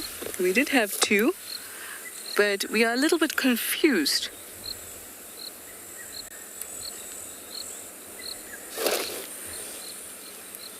And that is because this one that's flying off here, you just see it, is very, very, very much smaller than this female. Okay, not very, very much, but much smaller than this adult that we have here. Noticeably smaller. And now the difference between male and female is only about 300 grams or so. So we're actually wondering if that may have been the chick of our Wahlberg's eagles pair. But maybe we've just never seen them at that angle so close together. Maybe it's just male and female, because that one flew quite well. Kat says he sees something in the nest. I say I see leaves in the nest. But we'll just have to keep on visiting and see what happens. Also, the nest is quite high up, and the angle is difficult to see if there's something in there. Gotta be at the right angle.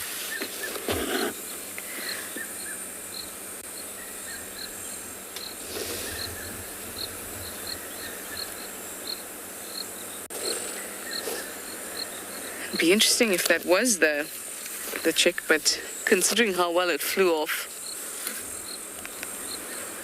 it probably is not.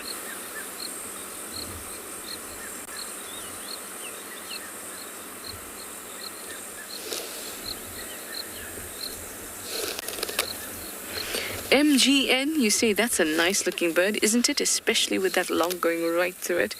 You may think that it's part of its beauty. There it is. It's a stunning bird. It's also a pale morph, which makes it look even prettier, in my opinion.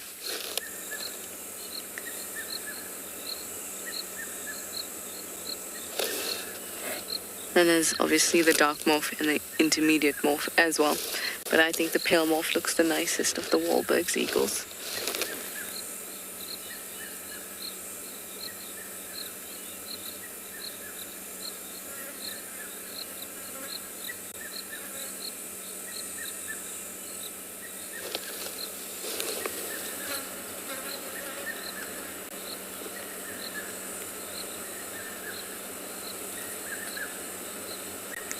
I think our partner may be on its way back.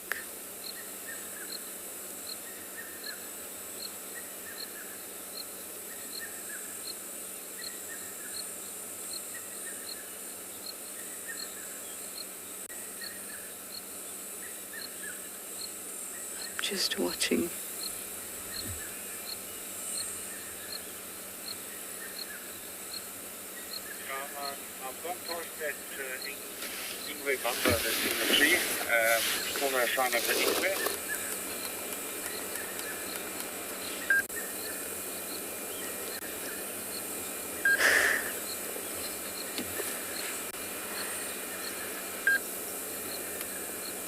Ow.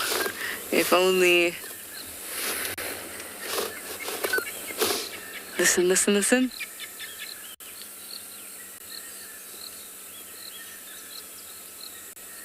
Hi, Khalil. You can hear a pitmay in the background. Yes, a red-chested cuckoo calling in the background.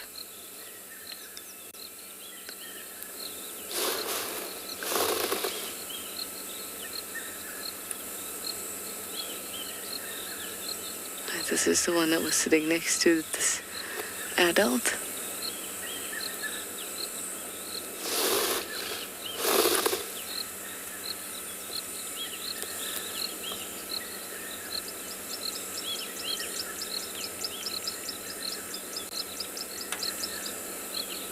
Their fledging period is 70 to 75 days.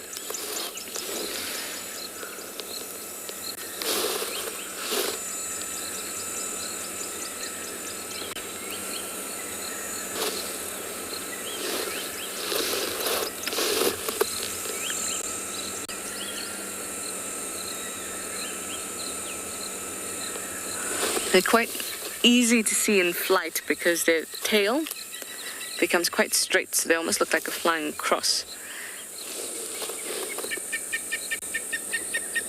As opposed to a wedge-like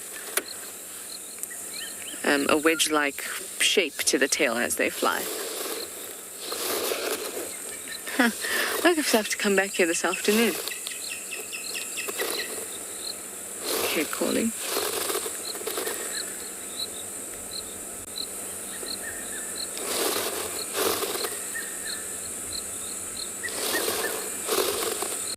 There it is, sawing. Oh, actually, there it is. Coming back this way. Awesome. I'm going to have to visit here more often and actually figure out who's who, because this bird was very much smaller than the adult.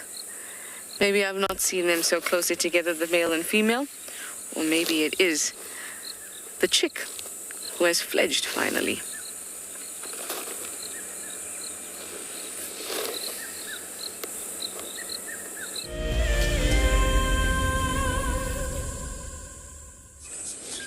We're sitting here at Leopard Dam, just feeling the temperature rise. Thought we'd just enjoy a lovely moment at the waterhole, listening to the sounds of the bush. Oh, but now there's an airplane about to fly over, so I guess we won't be listening to bush sounds too much. We'll be looking at what's around. There's nothing much happening yet at the waterhole.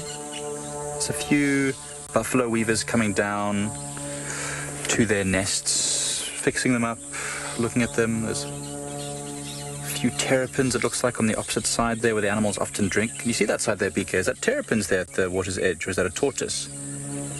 Just a bit more to the left. There's a shiny, it's a terrapin. You see it there, BK? Just zoom in a bit more. It is a tortoise, look at that. Looks like a leopard tortoise having a drink.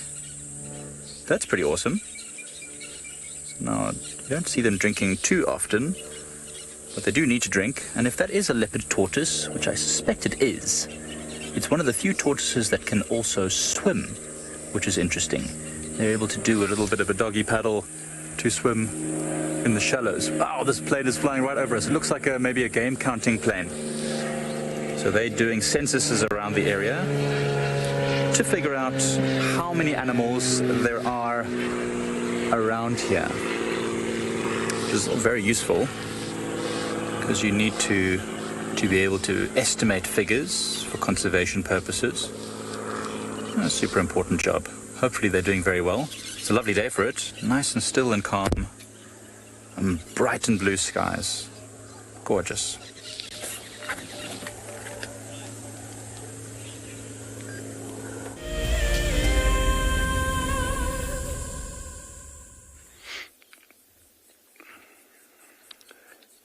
You just found a leopard tortoise.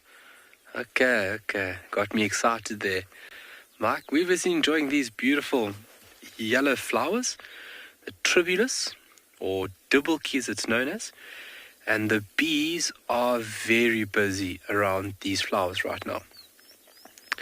If we can catch sight of them, you can actually see that they've filled little, almost like little buckets on their hind legs, where they actually store pollen when they're moving from flower to flower. They're actually fighting one another as well. There comes another one. Obviously, very important pollinating species, not only for flowers like this, but fruit around the world. Bees play a vital role. So without them, we are losing a massive and a very important function that gets performed by these incredible vectors. That's obviously why we have to protect bees. So if you find a bee in your house, don't whack it. Find a cup, place the cup over it, and then take a thin piece of paper, I don't know, you can get a thick piece of paper. But take a piece of paper and then slide the piece of paper in between the item, the bee, or even a beetle or a spider. Slide it underneath it and basically creating a barrier between the paper and the glass. Very easy way to remove insects. And obviously everyone you save, you're ensuring your own safety in the future.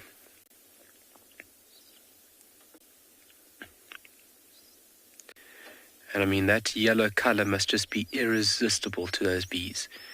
Insects are typically attracted to yellow forms of flowers, and if you think about the diversification of flowers, that is in conjunction with insects. The diversification, the occurrence, insects play a massive role with these beautiful and colorful bodies. Kalahari scrubber busy giving his sharp whistles there.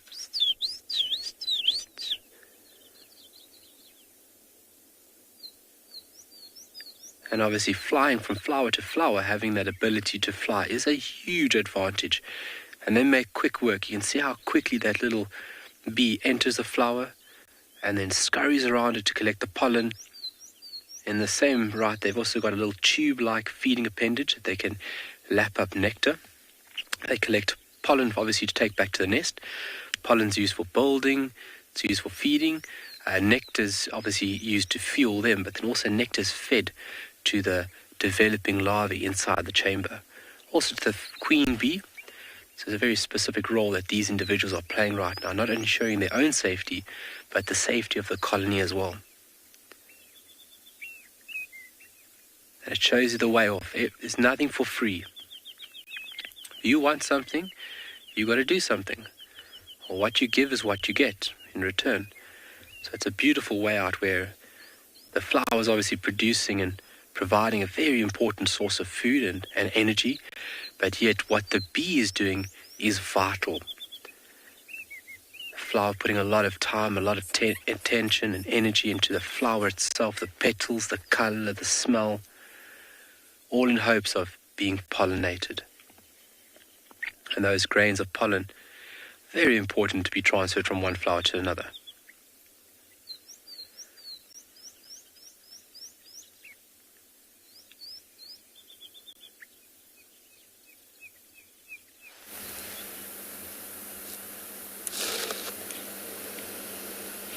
I really like that, Kyle. They really do put in so much effort. Smelling good, looking good, violet colors, warm, so many things. And here we have a scrub hare, which I also think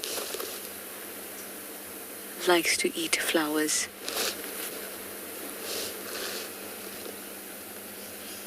It's a middle of the day scrub hare, or rather light sunshine scrub hare. Usually we see them in the darkness. It's being risky. Oh, we have another friend with similar ears to the scrub hare. Strangely come up to see us.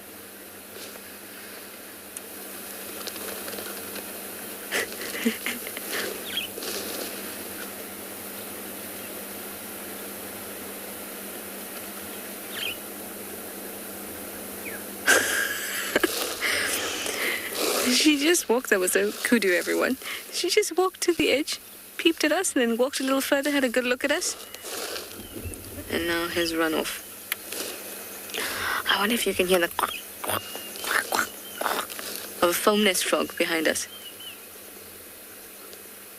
Quack, quack, quack, quack, quack, quack. Something like that.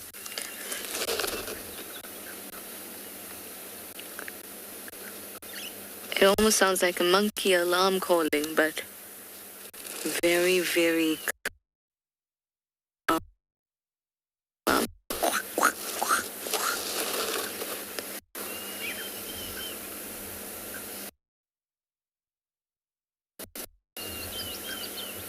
This scrub here is also very calm and relaxed. Let's come quite close to it.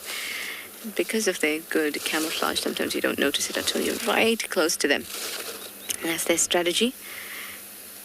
Keep very still until you get the opportunity to bolt away.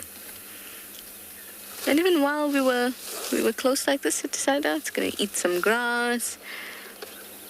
When an animal feels comfortable enough to eat, that's when you know that it's a good, relaxed sighting.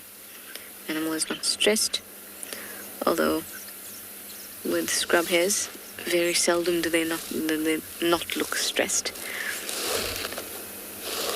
Here we created a collective noun for them. We call it a panic of scrub hares. Global English School in Thailand. You'd like to know, and firstly, welcome aboard.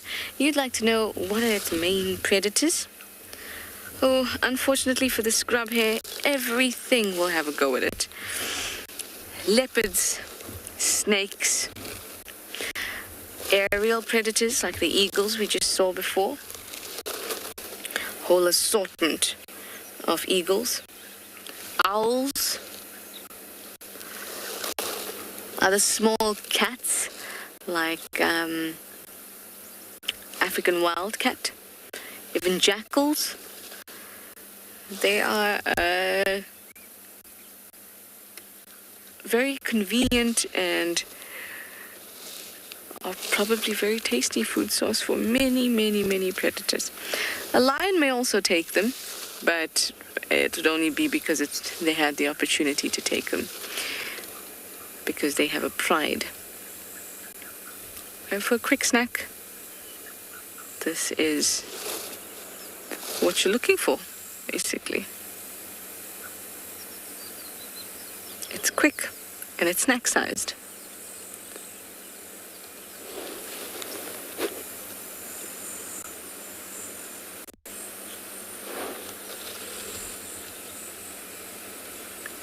Lisa, you say, what big eyes you have. All the better to see you with. Imagine in this kind of sunlit morning, its pupils are still so dilated. I think that's what makes them look like they're always in a panic. But in fact, that's their usual eye dilation, and it will dilate even wider in the evenings. Now you see how dome-like their eye is, firstly, and when you look at it front on, you can actually see the eye protrude out of the face.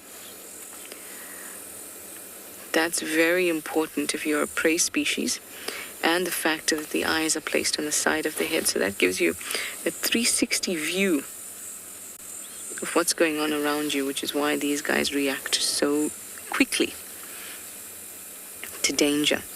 But it also means that your depth of field is compromised, so you may not be able to perceive distance very well. But that doesn't matter. As long as you can see that there's a predator coming and you can hop away very quickly, that's what matters. This is a very, very relaxed scrub hare. You want to jump on board with me?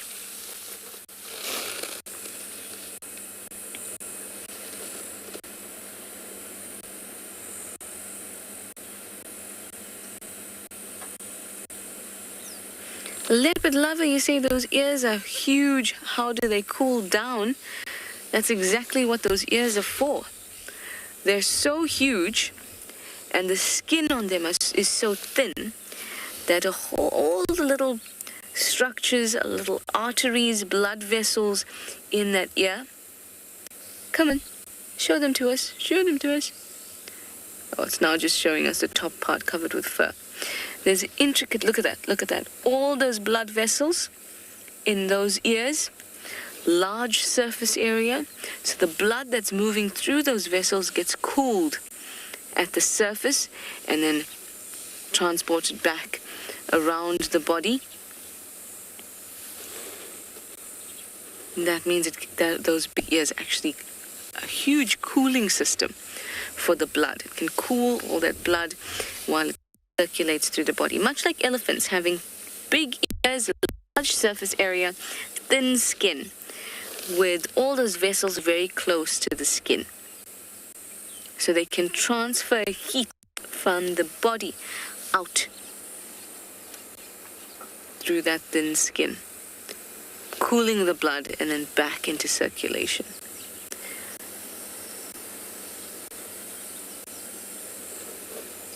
There, we're getting a nice look.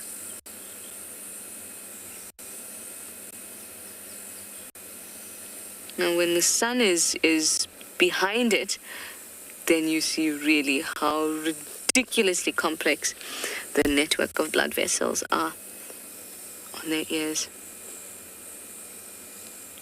Oh, there we go. Oh, look at that.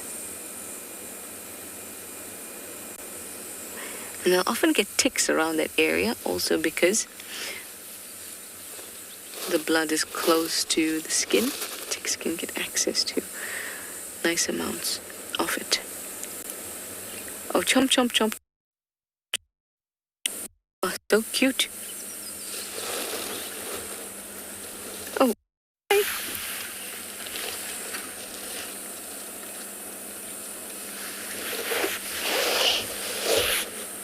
That's the closest I've ever...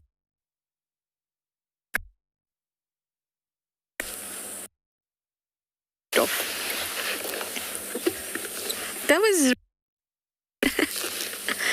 It was a very medium-sized...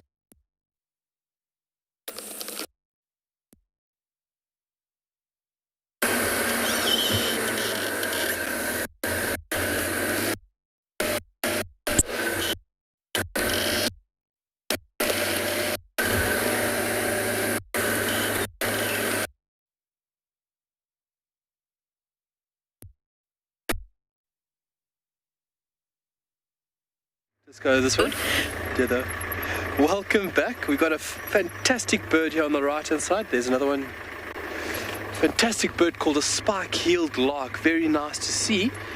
And we're just trying to get a view of it. There it is. Fantastic. Lovely. So what we're going to be seeing, there's a slightly decurved beak. So there's a slight bend downwards on the bird.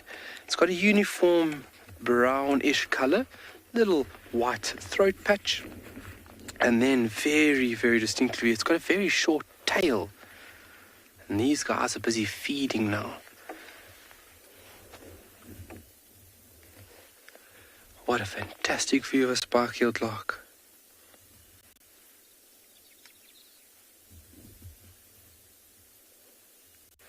So normally seen in groups, so we found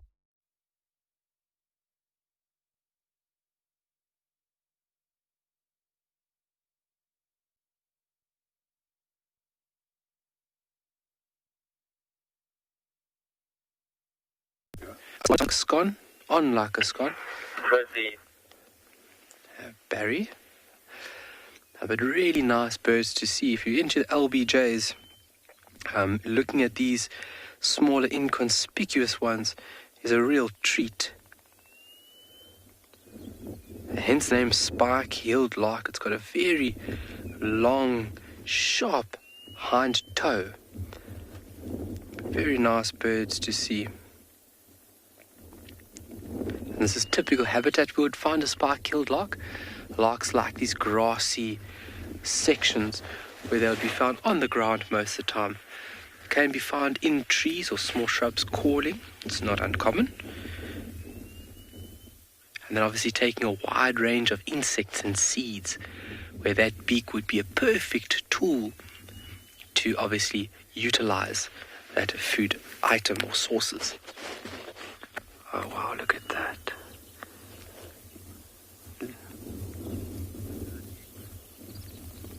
Yes, Indigo Girl, new bird for you, fantastic. A lifer this week has been, it's been a week, last week, was a week of lifers. I mean, it does not happen for me that often as well. Last week I had 3 lifers in 1 week. That is just, that's just an uncommon week, so to say, for myself. But well, that's great to hear, Indigo Girl, that this is a lifer or a new species for you.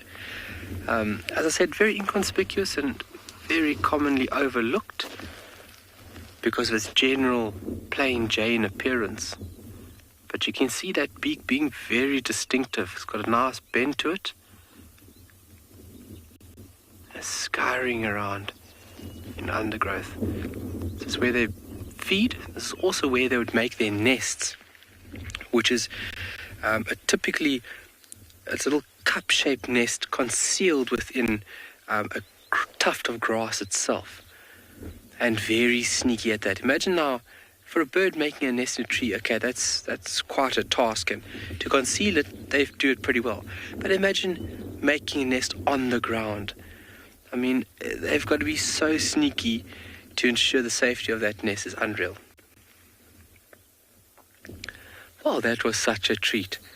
Well, now that we've lost the visual of that little spike-heeled lark, what we're going to do is continue west. We're basically circling these blocks, and we've done the northern and then as well as the western section of this block. We're traveling out west, so we're on the southern side of this block, and we are moving along this road. And I think what we're going to do is we're going to start up and move west over here, and look at how straight this road is. It's unbelievable.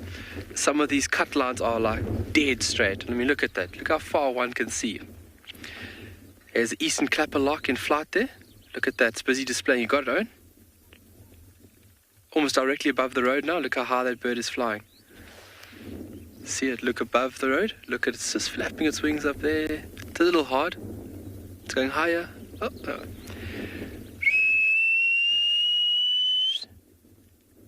Okay, it's very far. So we're going to continue out west over here. And what we're still busy on is trying to find those elusive cheetah tracks. Starting to warm up a bit, which is great for me.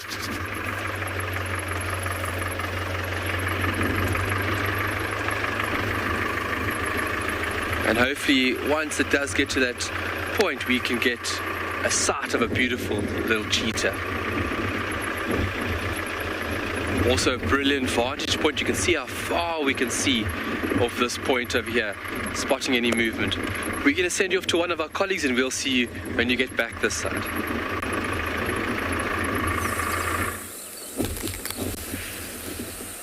It's the bit, mevrou. It's the red-chested cuckoo, everyone.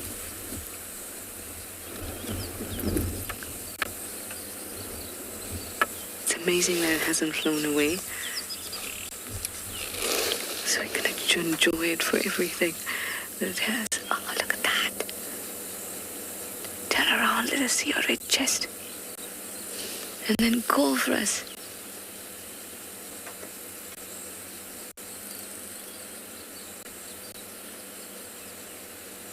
I hear these birds so often, you seldom get to see them. Oh, there we go.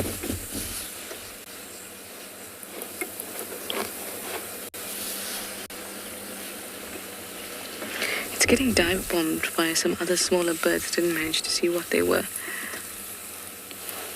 That's why it keeps lifting up its head.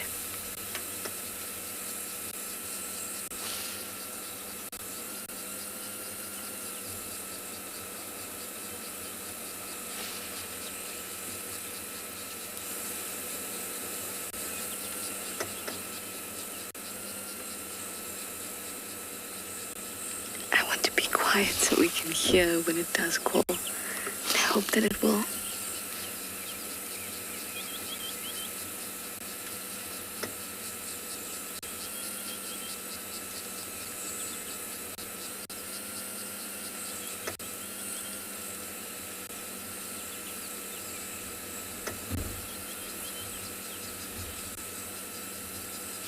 Ow. And off it goes. That was lovely. At least we got to see it.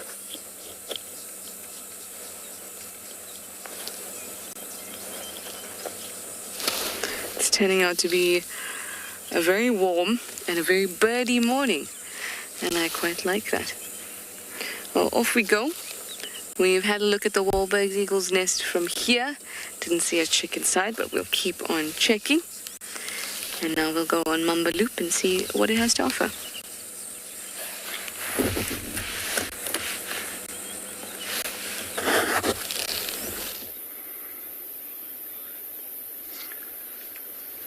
Welcome back, everyone, finally, to And Beyond Pinda.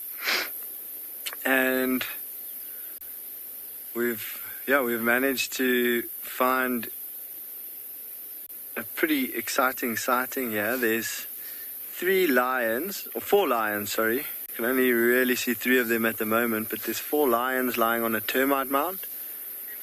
And just in front of them, there are 2 white rhinos, probably around 10 meters away from the lions.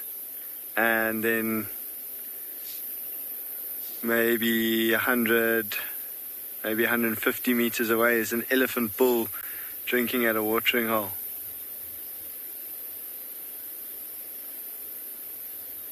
What a scene.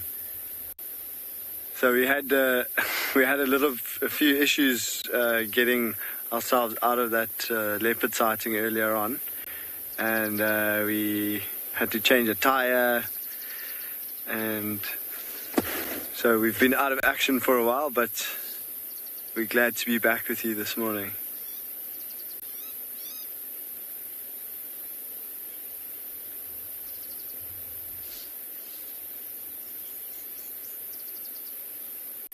See the lions just lying up in the top of that termite mound, and where that elephant is drinking is one of the last remaining water sources in this part of the reserve, and so it's tactical positioning from the lions, well, especially from the lioness. So it's one lioness here with her 3 sub-adult males, and yeah, she knows that wildebeests, zebras will have to come eventually to that water and drink, and so she might try to ambush them on their way.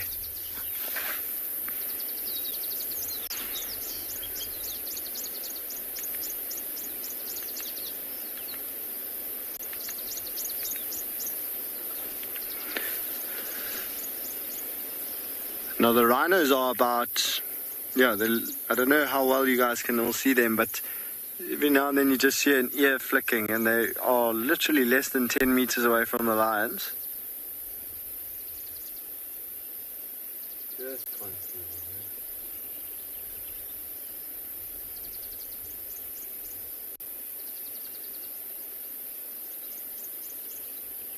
You just see the ear flicking every now and then.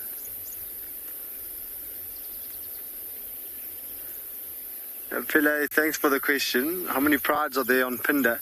So there are 3 prides at the moment. There is 1 pride up in the north of Pinda, which we refer to as the North Pride, and then there are 2 prides down in the south. I was just going to say now, you see that lioness sitting up and stretching. The sun has just come out from behind the clouds, and it's really, really getting warm. So I think those lions are going to head for some shade. But Pile, yeah, there's 1 pride in the north, which we call the North Pride, and then there's 2 prides in the southern parts of Pinda. And so one is more to the southeastern corner of Pinda, and then the one is southwestern corner, which is this pride here, which we call the Biala Pride. And then there's a pride slightly more to the east of Pinda, the southeast of Pinda, which is referred to as the Mountain Pride. So this pride, the Biala Pride, has got this lioness with the 3 young males, and then there are 2 other lionesses. One of the other lionesses has got 2 much younger cubs, around about 7 or 8 months old now. And then the 3rd lioness, she doesn't have any cubs at the moment.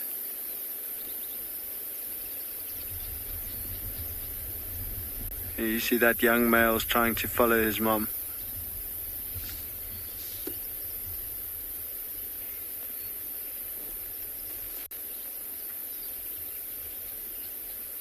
Into some shade. No ways, guys, there's some buffaloes coming as well. There's some buffaloes coming up over the hill just behind the elephant. Buffaloes, elephant, rhino. Oh, there's a rhino standing up. And lions. amazing. Like a zoo. You see that big white rhino now is facing towards the lions. Definitely knows that the lions are there.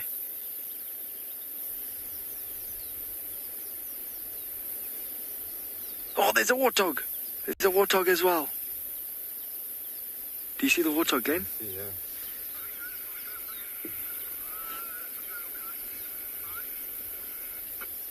I'm just watching the lions, but for now they don't seem too interested in that warthog. I think the warthog's probably aware of the lions already, and the lions know that the warthog's aware of them, so they won't try to hunt it. Now you might be looking at the buffaloes thinking, well, the lions are definitely going to go try and hunt the buffaloes, but it's very rare, it's very unusual for lions on Phinda to hunt buffaloes. So there's an incredible abundance of game on Phinda, and the lions tend to go for easier targets. So as some of you may know, buffaloes are very tough and resilient animals, but they are very aggressive as well, and they will actively defend one another from lions, and they'll defend themselves from lions. And so they have those big powerful horns, and they are themselves powerful animals. Oh, there comes some wildebeest as well. My word, look at that. And so because the buffaloes are more willing to defend themselves than any of the other animals, the lions on Phinda mostly tend to avoid buffaloes because there are so many other much easier targets, like wildebeest, like zebra, like warthog, which won't really defend themselves, but they will just try to run away.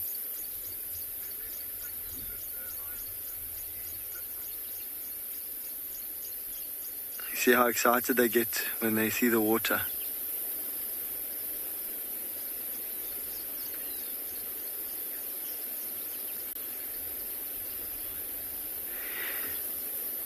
Jackie, I mean, so there's actually two rhinos. I can just see the ears of another one flicking, and I think that second one that we can see, so the one on the left-hand side, the left of those two rhinos, is still lying down. But the rhinos definitely, Jackie, they're not fazed by the lions. They know that if they had to even flick their head in the direction of the lions would run away. I think the lions are quite comfortable because they're up on a termite mound, but lions would usually be very intimidated by rhinos if they were on the same sort of level as them, but because of the fact that the lions are up on a mound, it might be slightly more difficult for a rhino to quickly get at the lions.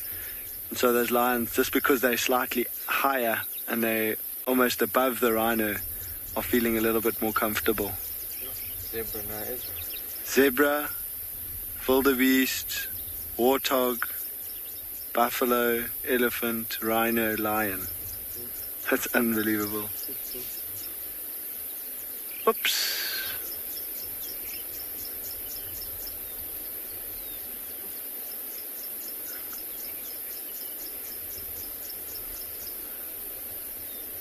On Kululeko, are there any records of lions hunting a rhino? Yes, there are. So I haven't heard too many stories of it, but last year on Phinda, early last year, the mountain pride, so not this pride, but the mountain pride actually was seen feeding on a rhino calf. We estimated the calf to be around 3 years old, which is incredibly unusual. But because of the fact that we only saw the lions feeding on the rhino, we assume that the lions killed the rhino, but we can't be too sure. The thing is, with lions, they will scavenge as well. So if the rhino died of natural causes, they would still go and feed on it. But usually lions will avoid rhinos. The skin is so thick and tough to even open up the rhino carcass and start trying to feed on that meat is a huge task. But I mean, before that, they have to try to kill the rhino, which is also a mammoth task. The rhino's got incredibly thick skin and got that huge, it's just a huge animal, so it's got a very big neck. And so in order to suffocate it, I mean, a lion wouldn't even be able to put its mouth around the rhino's nostrils to try and suffocate it. So it would be a really tough thing to actually try to kill a rhino.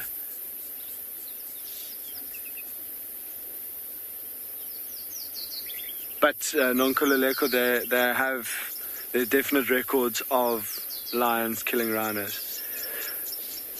But I think this is just an amazing scene.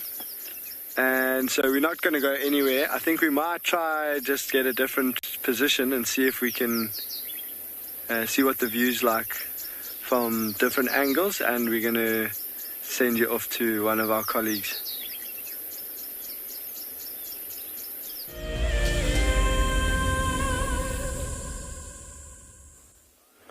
Well, there we go. It's a pair. Hardly ever get to see male and female together.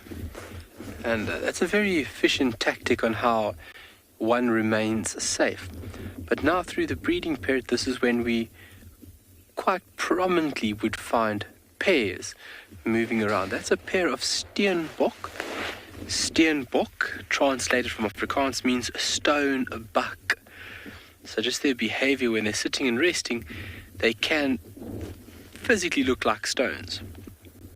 But they've crested over the dune and they have left us. We are still continuing west here, looking for any tracks. So we have just gone over the first dune. So where this steenbok crested is an actual dune. And it runs basically at a southwestern position. And as Owen's coming forward, you can see in front of us, here's the next dune. So what we are in now is what they refer to as the Dune Street.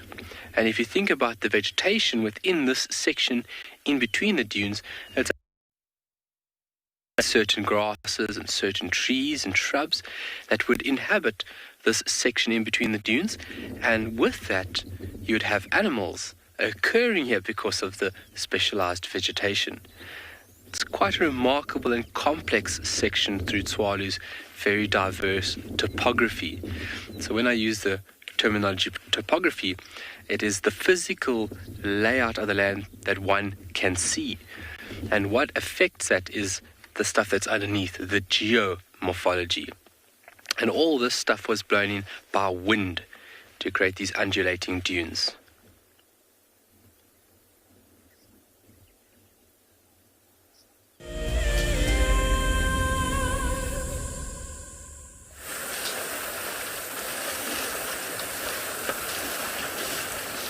Look at the madness that we have here at Ndlovu Dam. There are currently more than 30 elephants swimming in the dam, and more than 20 elephants have already left the dam.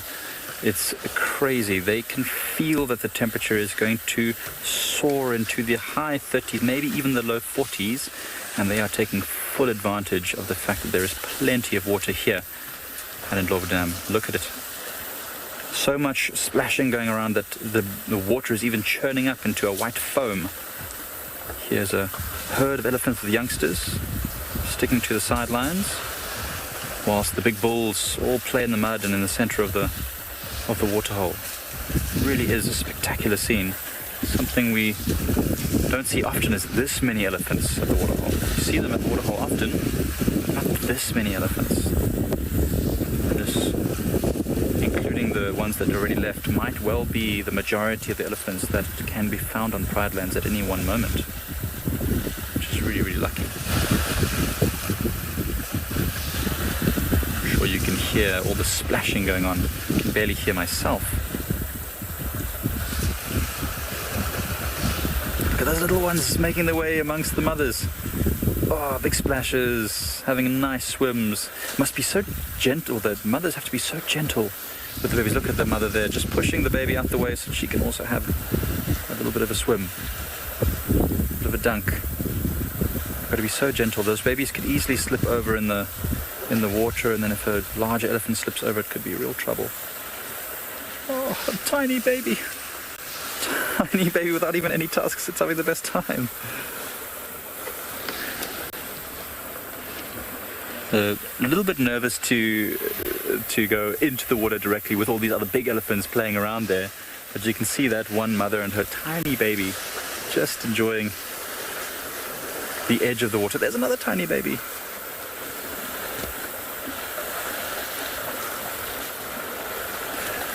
You can not help but have the biggest smile on your face when you watch these tiny, relatively uncoordinated elephant calves playing in the water.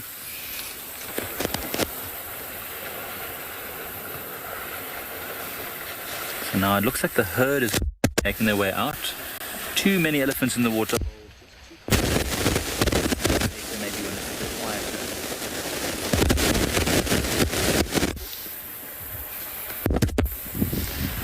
Starlight, this is a waterhole, but with the elephants churning it up constantly like this, it is turning into a bit of a mud bath. The more they play in it like this, the more they stir up the sediments, and it turns into quite a muddy soup. Now, it's still drinkable, as you see, some of the elephants still drinking the water, but it won't be for long. As the water level drops, it's going to become thicker and thicker with mud, and not as pleasant to drink. But when you're desperate, and there's not much water in this area, when you're desperate, you'll drink whatever you can get, even if it doesn't taste that great.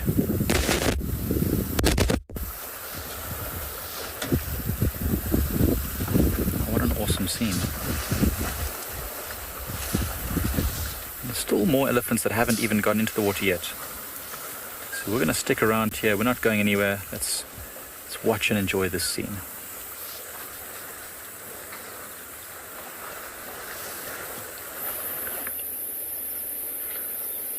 Welcome back to Ambion Pind, everyone.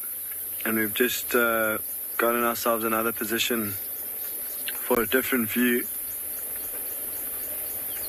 And you can see the rhinos just moving off a little bit now, but two of the three young male lions watching very attentively those rhinos moving off.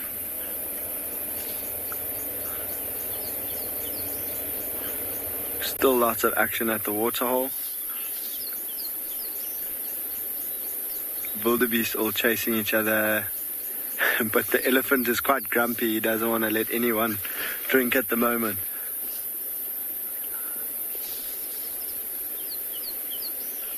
So the elephant is chasing every animal away that comes and tries to drink. Buffaloes are quite brave. They are the ones that are closest to the elephant. Oh, there's a wildebeest coming straight towards the lions. Lions have gone down. And the lions have laid down. Oh, guys, this is perfect. Just depends which side of the rhinos they go. Oh, back side of the rhinos. Let's see what happens here. Oh, one of the wildebeest has spotted the lion.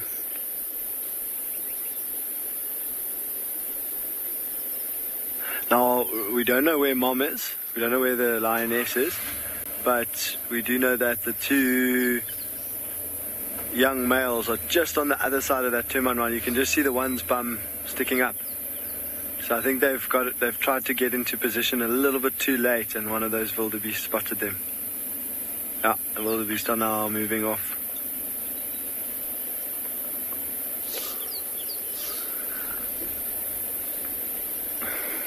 Sure, that was close.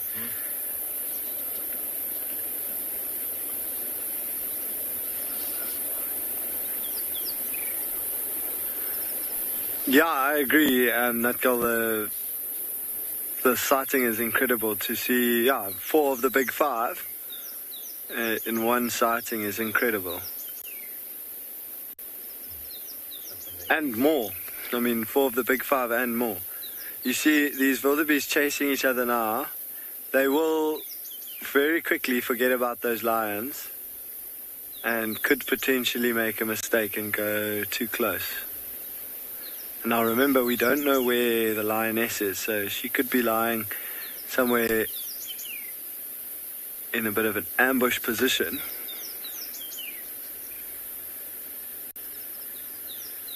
Just waiting for one of those wildebeest to make a mistake.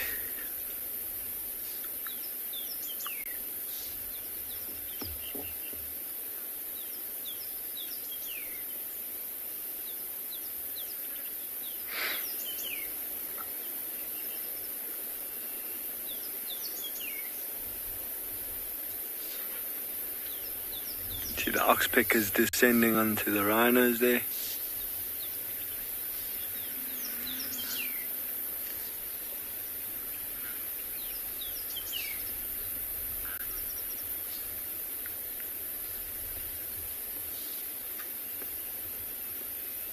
Amazing scene. And the rhinos also now starting to feel the sun. So we've actually managed to find ourselves a really nice shady spot in the shade of some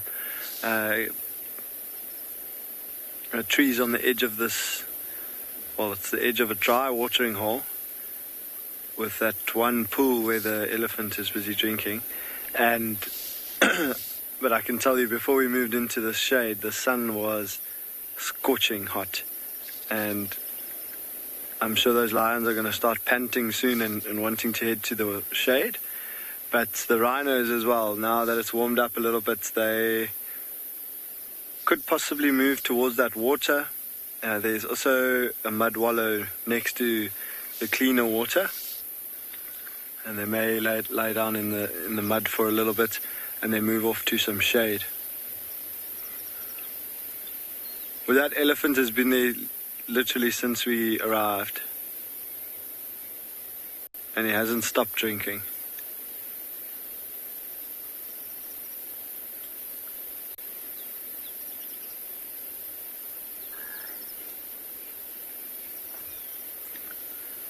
By the looks of things, he hasn't been to the mud wallow yet, so I think he could be here for a while still. He might finish drinking and then do the same as those rhinos could do. Head towards the mud wallow, throw some mud on his body. But he will have to go and feed soon as well.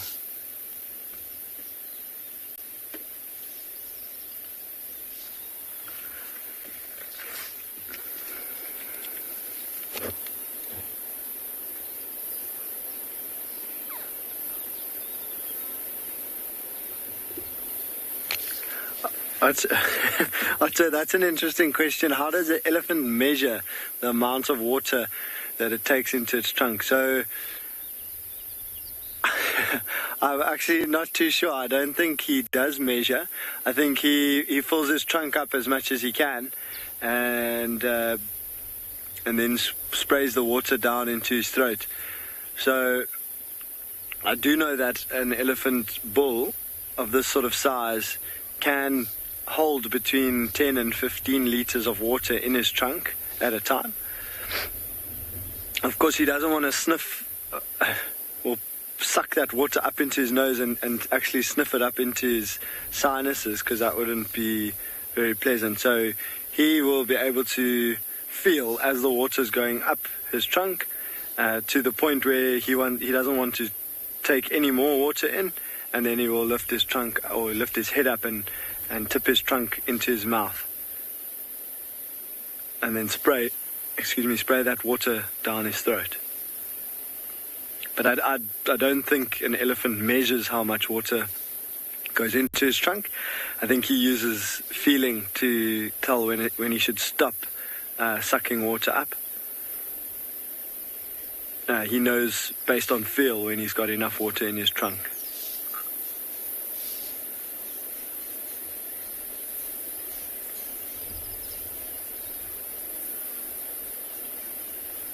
And it's just one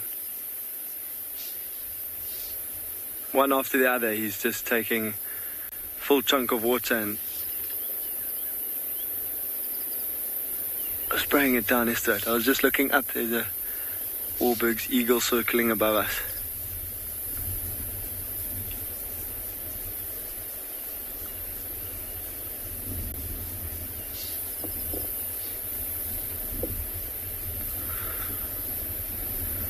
I think with that elephant still busy drinking, we'll sit here and watch him for a little bit, because I'm hoping that he is going to go to the mud wallow, which is just next to the watering hole, and we're going to send you off to another location, see what they've got there.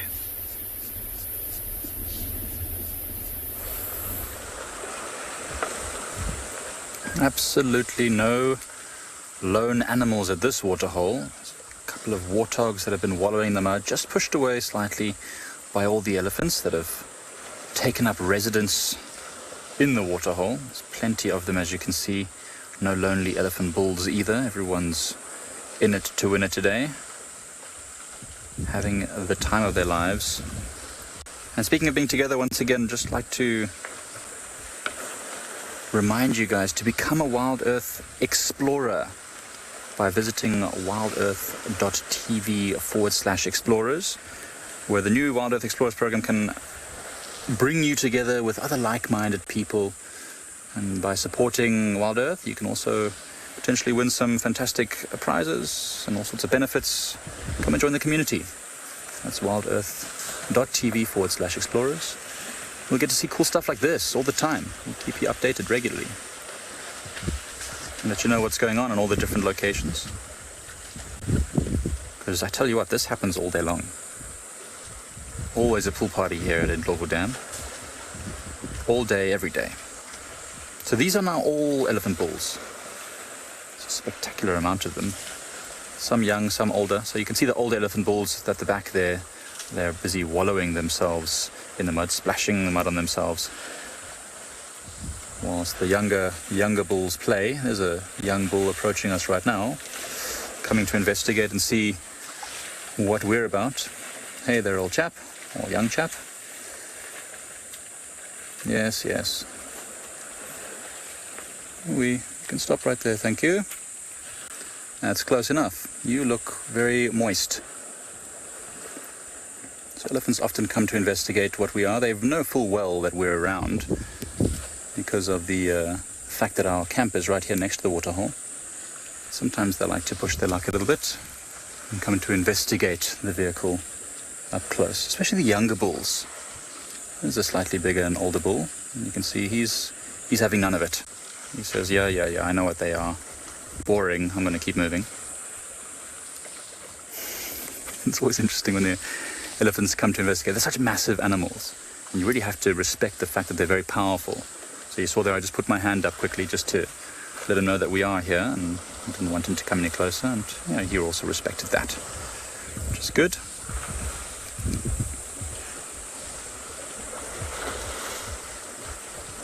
Lots of playful activity with elephants, play mounting, practicing, strengthening their back legs, pushing and shoving each other. Elizabeth, elephants always, to me, seem happy when they're at water. I mean, imagine having to walk around, Elizabeth, all day with a body that weighs 3,000 kilograms, 6,000 pounds or more, sometimes significantly more than that. It must get so tiring. Your heels must get tired, your legs are sore, your neck muscles. So going into the water just relieves all of that pressure. All the weight of these elephants' bodies is basically supported by the water. It makes it so much more comfortable for them, I'm sure. It seems like a few of the individuals are slowly starting to make their way out the water. Although I don't believe that there's going to be no elephants at the dam at all today. I think there's always going to be at least one elephant here or there.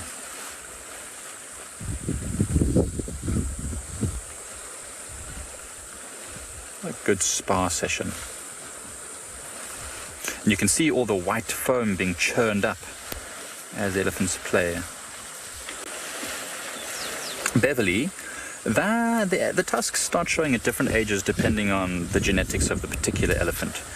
But as a general rule, you can sort of say that at about 3 years old, the tusks start to emerge out of an elephant.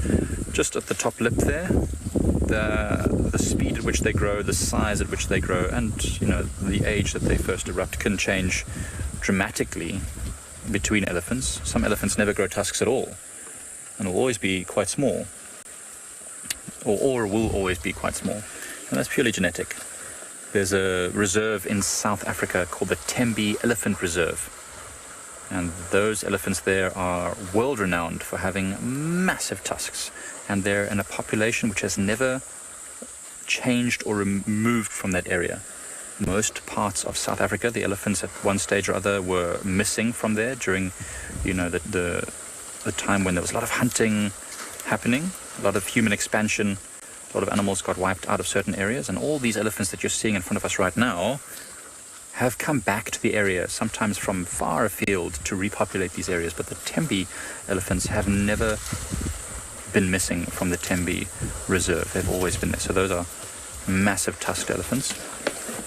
Ooh, big fight. Big fighting. Oh, my head is in the way. These two young bulls are having quite a tussle. Lots of dust and mud flying as they push and shove each other. It could be really interesting, actually. If they push each other on this slippery mud, you might find them falling over, which could be equal parts comical and, oh yeah, that's right, intimidate him. Splash that mud. The equivalent of a like a buffalo bull scratching its feet in the dust, stamping its feet. Or I think slightly less intimidating when you're an elephant playing in the mud. Okay, now they're he's kicking the mud at him. Oh, it's all fun and games till someone gets mud in the eye. That's so funny. It almost looks like they're trying to throw mud at each other. I'm sure it's not the case. I think they're just trying to cover themselves in mud, but it does look that way.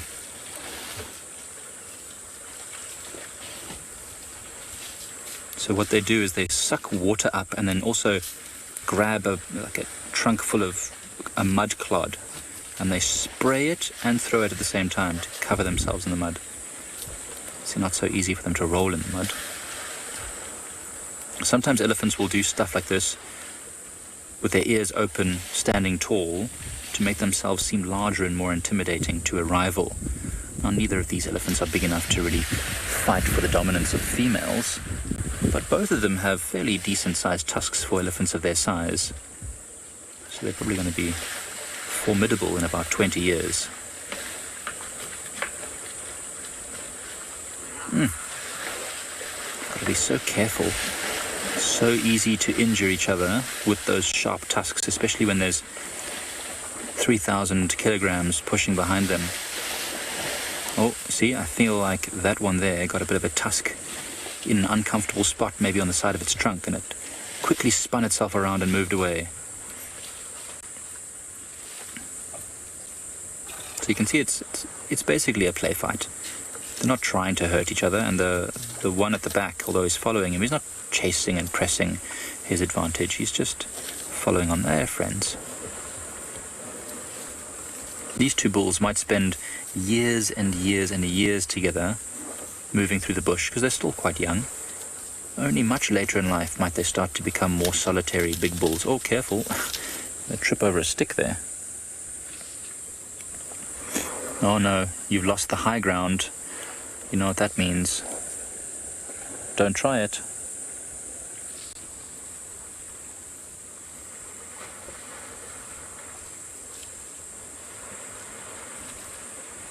Well, we are enjoying this scene, so we're going to stick around, but in the meantime, we'll send you off to a different location.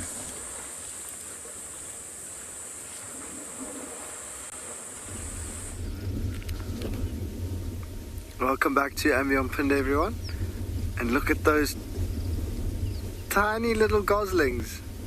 So we've just come around for a closer view of the mud wallow and the waterhole where the elephant is.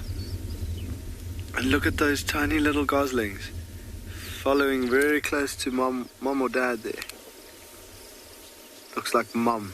Yeah, they're definitely next to mom. I'm not too sure where she's taking them, why she would take them away from the water and straight towards the zebras.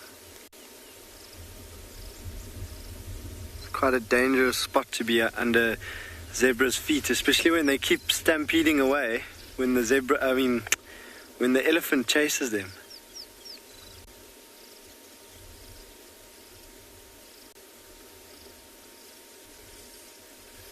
How sweet are they?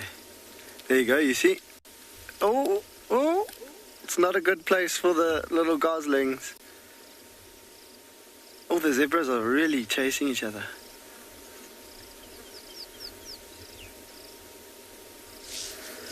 And the goslings? I think they've managed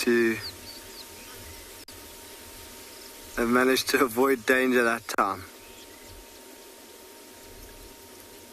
But look at the scene that we have here now. So we've come around and to get a better view of the elephant.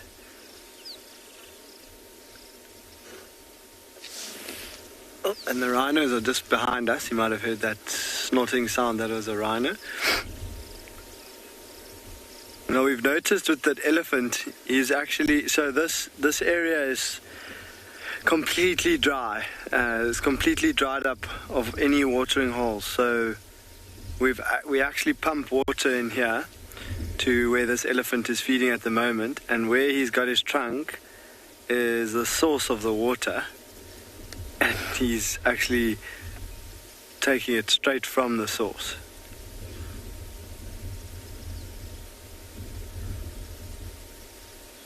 Now we have noticed, and you might see just below that tusk, there's like something white hanging down.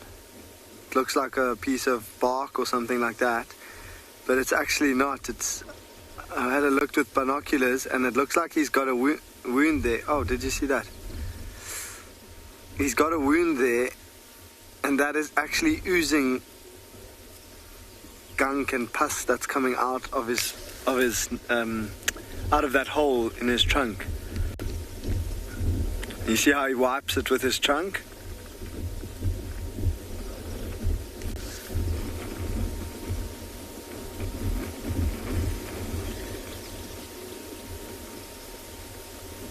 Also maybe a reason why he's a bit grumpy and he doesn't want to let anyone come and drink.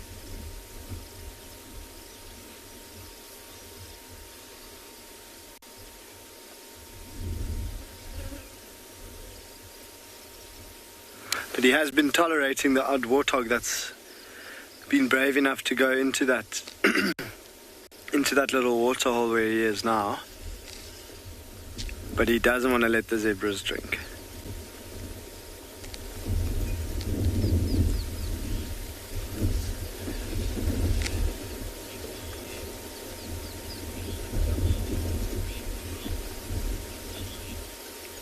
Yes, MGN, it is quite a rare scene to see, especially to have this sort of congregation of different species. It's really, really not common. I mean, we had six mammal species in one frame, and in our immediate vicinity now, we've still got all those different species of mammals, which is really unique. But it comes back to the water factor that I mentioned, is that this area is very, very dry at the moment, and so we are at pretty much the only remaining water source, and water is life, so it's the reason why all these animals have come to the same area. So they come here for water, and then they disperse to their different areas where they're going to be feeding and moving for the day. And I think a little bit of a coincidence and luck and timing on our side that we are here at the right time, that all of them are here at the same time. The warthog wants a head-to-head challenge with the elephant. Maybe well, just watch the elephant. What he's been doing is flicking his trunk at the zebras when they come too close. So we'll see how long he tolerates that warthog.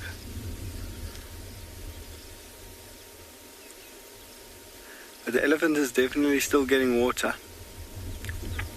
I'm just not sure how much.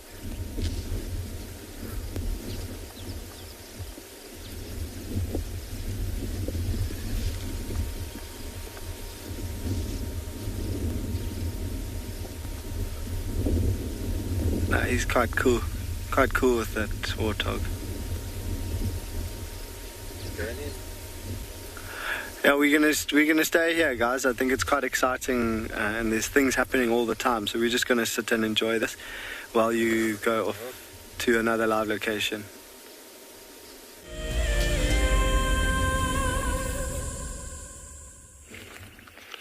All right, cresting over the third dune, we came across this very large item laying here. And we thought we had to do a little investigation just to see what is going on. There's no tracks around this large empty shell. So, it gives us indication it might have been a little while ago. There's also no other ostrich eggs here. So if this was a nest site to where these eggs hatched, we would find multiple eggs within a clutch. Obviously a female produces an egg every 2 days, 48 hours, which is quite remarkable. I'm going to bring it a bit closer, Owen. Alright, I'm going to pick it up. You can see that I'm not disturbing anything over here. Site is long, obviously long used, and also just very important to make sure there's no other eggs laying around here so that we're not disturbing anybody.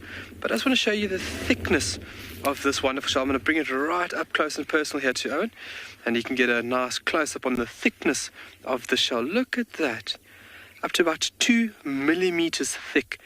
It is the thickest and largest egg laid by any bird. I mean, this egg can weigh about 1 to about 1.5 kilograms, and the length of it is about 15 centimeters in length. Very large shell, and remarkable structure to keep this little developing embryo safe through its developing stages. But unbelievable to see that. Look at that.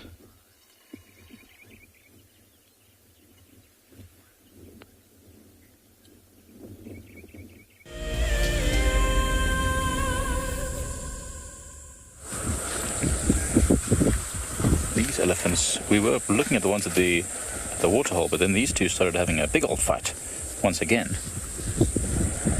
Don't back away too much. We behind you.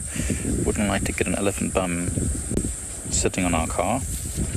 Oh, but I might have to. Yes, I know, you the winner. Did you hear that trumpet? That was very funny. These two are having a proper little argument. I think, we're talking about how these elephants can sometimes spend years and years together before, becoming solitary or, finding a different group. Maybe they're having a bit of an argument. You see how that one has got his tail risen, held his tail up, and that's a typical sign that an elephant's very uncomfortable. So perhaps the fight got a little bit too aggressive, and he was a bit annoyed about it, because he's even splashing his foot when he went to the water there. Elephants show so much emotion. They're so intelligent that you can really tell their mood. Like, this elephant was clearly annoyed about something. The way he approached the water and splashed his feet in there, and the way he's holding his tail up. He's really unhappy about something. See, he's even walking in the water aggressively, splashing around like a tantrum. But his friend is coming. They're about to start arguing again.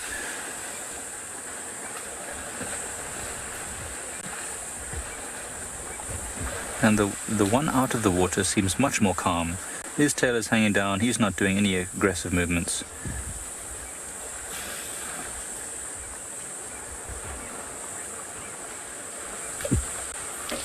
Butterfly, I am sure that elephants could smell a human being and know that they've smelt that human before. And I mean, if we had a close relationship with these animals, let's say if they were, orphaned elephants that were raised, of course they would recognize their handlers and their and that kind of stuff. But these are wild elephants, so they don't know who I am and they don't know who BK is, but they certainly might be able to smell us and know that, hey, this is something I've smelled before. And as long as we always have positive interactions with these animals, i.e. sitting quietly, not making too much noise, not being aggressive with them, then they should always associate that smell that they smell with something which is not harmful or dangerous to them in any way. So they will be calm around us. That's what we always tell our students. As you know, this waterhole is literally right next to our student camp. And so we tell the students often, when elephants walk through the camp, keep out of their way, keep quiet, be respectful of them, and then they'll always associate the camp and the people in and around the camp with positive interactions. Oh, big fight, big push. So that elephant's missing the tip of its trunk there. It can happen in a variety of different ways. But yeah, so essentially, I don't think they know who I am, or any of the students or the instructors, but they'll recognize the scent and know that, hey, this is not a dangerous place or a dangerous person, which is good to know. If we would start chasing these elephants all the time, every time they came towards the camp and giving them all sorts of grief, then of course they'll still need to come here because they want the water of the dam, but they would just be much more aggressive when they come through the camp because they'd feel like they need to push their weight and fight a bit. Well, there's something very interesting that's just landed on me, and I don't know if you'd like to try and get this on this camera, BK. I don't know what this is, but it looks a bit like a type of a weevil. It's a very interesting looking bug, and I'm sure I could find it easily enough once I look into an insect book. But look at that little thing. See, when I said it looks like a weevil, it's got the typical weevil mouth part, that long, slender proboscis, which it uses to pierce into the seed husks. Very interesting little bug. Very well camouflaged. I'm sure it probably looks like a seed of some sort of a plant or maybe a dried leaf. Looks like it's going to take off maybe. What an interesting little bug. Have you ever seen a bug like this before, BK? You have seen it? I think I might have seen them before, but it's the first one that's ever come so close to me. That's really awesome. Sometimes insects that have bright colors like this are what we call aposematic, meaning they're showing off that they're brightly colored to warn predators of danger. So this one might have some toxic substance inside of it. I don't think it can sting, and I certainly don't think it can bite me, but it's got some sort of chemical defense probably. So as long as I don't disturb it or cause it any reason to be concerned, it will be quite calm. Same with bees. If you ever have a bee that lands on you, don't freak out, don't panic. Oh, look at that. Oh, wow, look at that beautiful wings that it has. So the outside wings, these outside ones are wing coverts, not actual wings themselves. It's the little part underneath that are the wings. So this is a shield that protects the wings from being damaged. That was awesome. It's actually a really cool looking insect. As I was saying, even if a bee lands on you, don't worry about it, don't panic. It's not going to sting you for no reason. It will only sting you if you tried to squeeze it or you did something. James, was it James? Yes. James, thank you so much for that. James says that is a net-winged beetle. Which is really cool. Net-winged beetle. And now you can see the net on the wing coverts there. See that? The network of veins. Let's see if it opens its wings again. Oh, look at that. Goodbye. Thanks for joining us. Net-winged beetle. You were really cool. I liked you a lot. It's always nice when little creatures come to land on you. I always have spiders that jump on me somehow. I think as we drive around in the summer, a lot of our roads are not well driven, so there's always spider webs, and they always have things like spiders falling on us, which is always nice to be able to point out. Unless you've got a fear of spiders, in which case it's not so cool.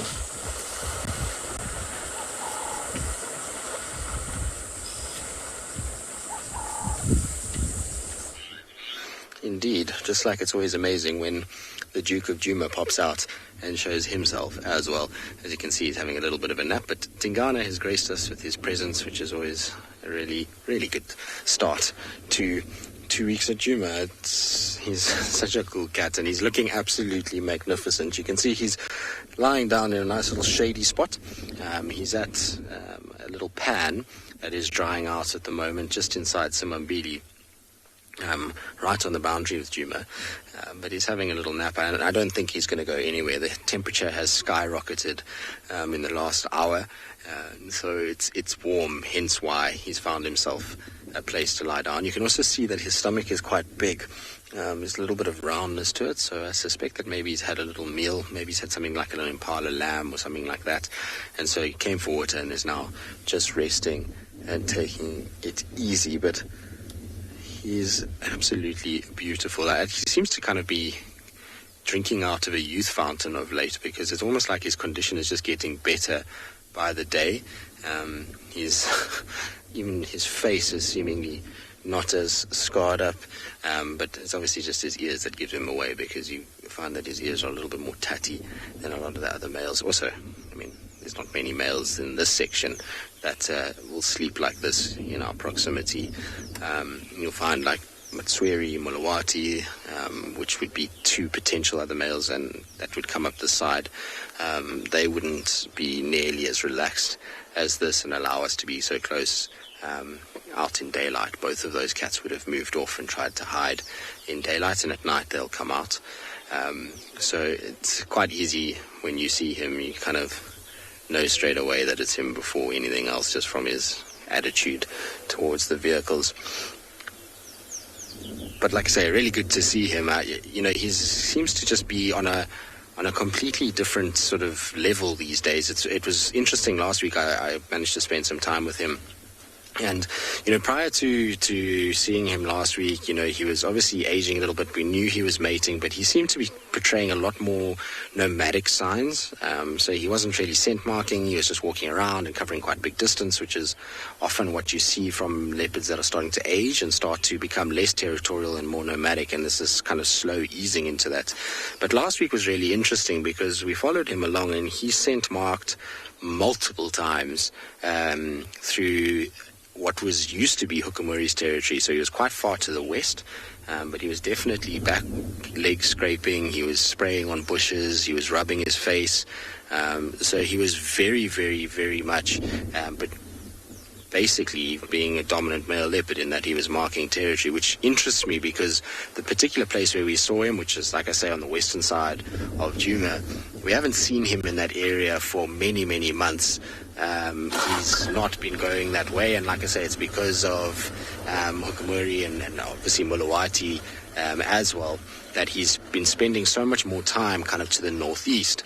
And so him coming back down is almost like he's refound himself. And I wonder if it's not because Hukumuri's been getting so much pressure from the likes of Tortoise Pan, Hosana, even Mulawati himself, that's left this western side a lot more vacant.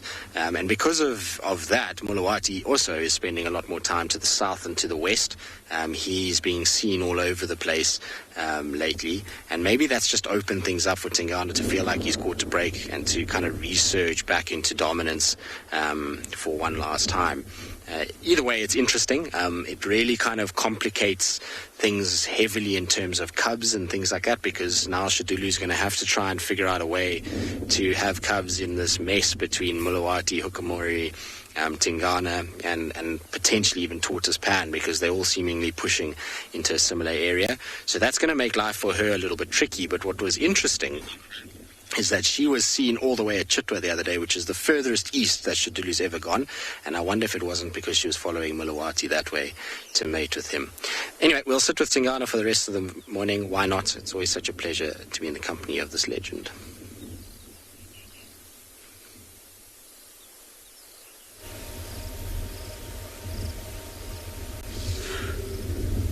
Welcome back, everyone, to And Beyond Pinda. And our elephant is still very persistent at draining that watering hole there, and still not letting any of the other animals come to drink.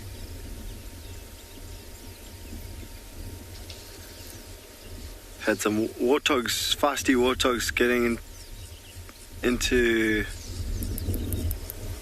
some wrestling matches here. Also getting into the water where the elephant is, so not too phased by the elephant, and then he flicks his trunk and then they all run in different directions.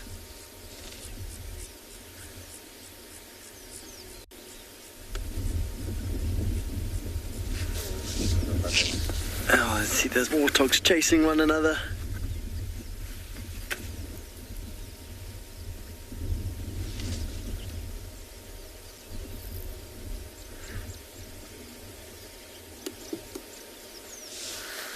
see this warthog coming back to the mud wallow. So interestingly, this mud wallow that this warthog has just come towards, some of the warthogs have been drinking from this water, but it's not ideal for drinking. A lot of animals have been wallowing in it, and unfortunately they also urinate and defecate in this mud. So it's more of a mud wallow than a watering hole. But you'll see every now and then there are some swallows that are swooping down to the water, and they are actually drinking on the wing. So they swoop down and take a little mouthful of water as they fly past.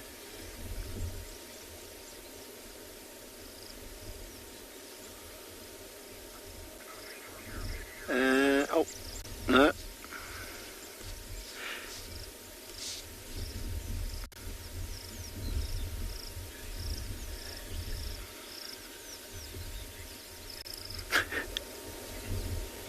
KCG, he has been drinking forever. Unfortunately, what I'm thinking is this that the watering hole is drying up, so there's not too much water left in there, and he's actually trying to extract water straight from the pump where it's being pumped into that little watering hole. So I think he's getting small amounts at a time. He's actually not getting a trunk full of water every time. So it may seem like he's drinking a lot. I think he's just spending a lot of time trying to drink. But yeah, it does feel like he's been drinking forever.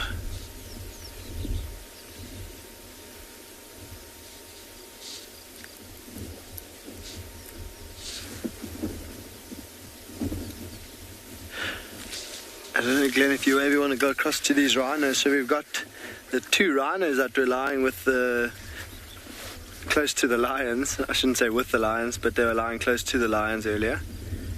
And they've also slowly just been grazing, heading in the direction of the watering hole as well. But they know as well that the elephant is there, so they're not going to compete with the elephant. He's much bigger than them. So they're just biding their time, feeding. And you'll see this one on the left, the back one, has got some beautiful red colouring on his skin, and that's because he was lying on that termite mound right next to those lions. And he's making a big wee. So these are two young bulls. So not yet territorial, and just moving together for companionship. So they are more social. The white rhinos are more social than the black rhinos, and so these two are just sticking together so that they have another rhino with them as they move and feed and rest. They just feel comfortable when they know there's another rhino with them. Oh, that's a big wee. See.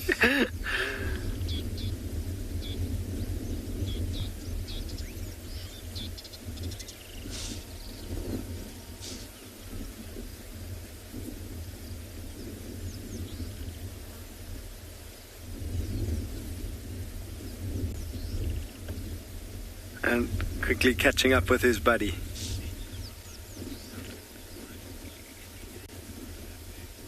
Nature lover, yeah, it's amazing. So these bulls, I would say in the region of 2.5 tons now, or 2 to 2.5 tons, and obviously it increases as they increase with size and age, but it's always been the most fascinating and amazing thing for me to know that they suckle and drink milk for the first few months of their lives, but eventually they just move on to grass, and all they eat is grass to get to the size that they are. And in terms of kilograms, 100 kilograms of grass a day, which is hard to imagine, but yeah, in 24 hours I know that rhinos, a big adult fully grown rhino has to eat between 100, 120, sometimes the really big bulls up to 150 kilograms of just grass. And so they spend most of their time like this with their heads down, grazing. The problem is they also don't extract a lot of nutrients from the grass, so they've got one stomach, and so they don't digest the grass very well, and their dung, when it comes out and it dries up, if you have a look at the dung, you'll see that there's some almost intact grass that's gone straight through the rhino, so they don't get a lot of nutrients out of the grass, and that's why they have to eat so much throughout the day.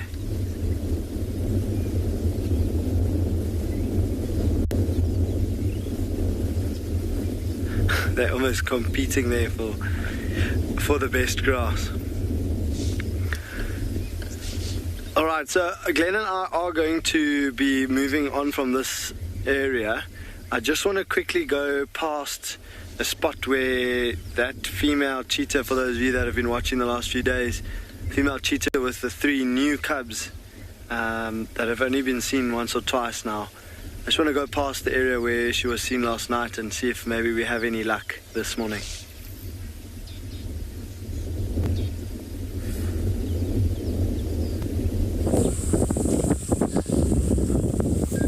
So another herd of elephants has arrived. So this is probably herd number 4 of the day. This one's a bit of a smaller herd, probably only about 15 of them in this herd. 1, 2, 3, 4, 5, 6, 7, 8, 9, 10, 11, 12, 13. Yeah, 13 or 14 elephants.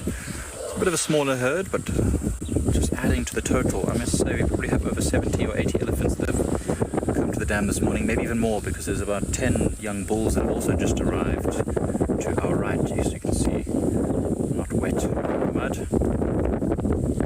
And then these youngsters have just had a bit of a play in the mud, and now they're all moving off. Goodness gracious me, comes an elephant bull. Hey old chap. Hey, old chap. He came in here charging like I don't know, like what, but he was acting very strange. We're sitting here for a long time now, young man. Don't act like we've blocked your path. You can go anywhere you like. So interesting behavior that we witness at this waterhole all the time. Yes, yes. See, a lot of liquid coming out of your nose. Yeah, have you got a bit of a cold? Is that why you're grumpy? Hey? Is that why you got a bit of a grump on? How interesting. And he also did you hear that sound, BK? It was like a weird sound. It wasn't like a normal trumpet. It was like his nose is blocked. That was pretty odd. So sometimes elephants do that, you know. He was obviously walking up here and we were sitting in what was his way, I suppose, but as you can see there's plenty of space around us. He didn't need to get all grumpy like that. I think he's got a bit of a cold. His nose definitely seems blocked. He's got a lot of mucus dripping out of it, so he's probably just a bit grumpy because of that. Yeah, well, most of the elephants seem to be calming down now. It's mostly they're all heading off. Got to go and feed. I know they were discussing about rhinos and how much they eat now. Elephants eat a lot more than rhinos because they are much bigger, but anywhere between 150 to 300 kilograms of green food per day elephants will eat, depending on their size. Obviously, a large female, maybe 150, a large male, a very big male, up to 300, and the youngsters much less. But at this time of year now, it's easy for them to get that much, because everything is green and everything is nutritious, especially the grasses. And so we're finding that the elephants can spend a lot more time in the waterhole and cooling off and enjoying themselves. Such a tough life for an animal during the winter. An animal this big as an elephant, to find enough nutrition is so tricky. So now it's really the time of plenty where they can enjoy their life to the fullest. The wind is picking up a little bit, which is bringing a bit of welcome relief from the rising temperatures. And of course the gooses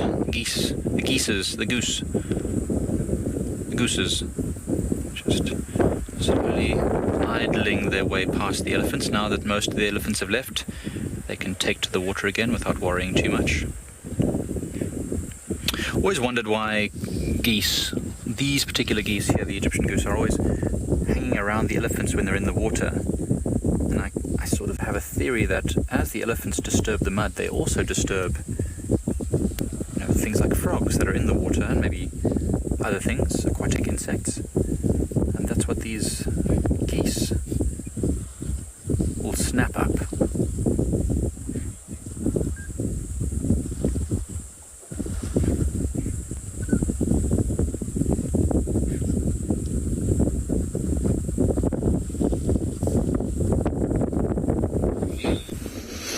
As you can see, Tingana has woken up from his slumber and is just doing a spot of grooming. I don't think he's going to move anywhere. I think he just decided to make himself even more beautiful than he already is. And so he's just grooming paws, grooming face, and that would also indicate that maybe he came off a meal. Often what you find is when they've eaten a little bit, then they take meticulous care in cleaning particularly the claw area, around that sort of muzzle, which is what he's been doing. He's been grooming pretty much since we last time you saw us. So he's been pretty kind of adamant at getting those paws particularly quite clean. It also could be due to the fact that we're going into summer months now, and the tick load is going to become much higher. So if you actually look, he does have a few ticks on his neck and around his ears. And so you'll find in summer that they really pay a lot of attention trying to get rid of a lot of those ticks. They ultimately don't want to let that tick load get too high. And so they're very good at getting rid of those and making sure that the ticks are completely kind of removed. I remember we once had Kalamba, just after she left Tundi, and she ended up with, I think it was like over 17 ticks just kind of between her ears on the back of her head. So they can get quite bad. And obviously with an older leopard like Tingana, even though physically he's in really good condition, too many ticks can lead to a few little problems. But he is absolutely magnificent. I can't believe how good he's looking. He's just seems to just be a leopard that can go and go and go. I know a lot of you will know his history, but for those of you that don't, the first time we saw him was in 2011. Now, back then, which is, 9 years ago, so he's been a dominant individual for 9 years, which is extremely long for a male leopard.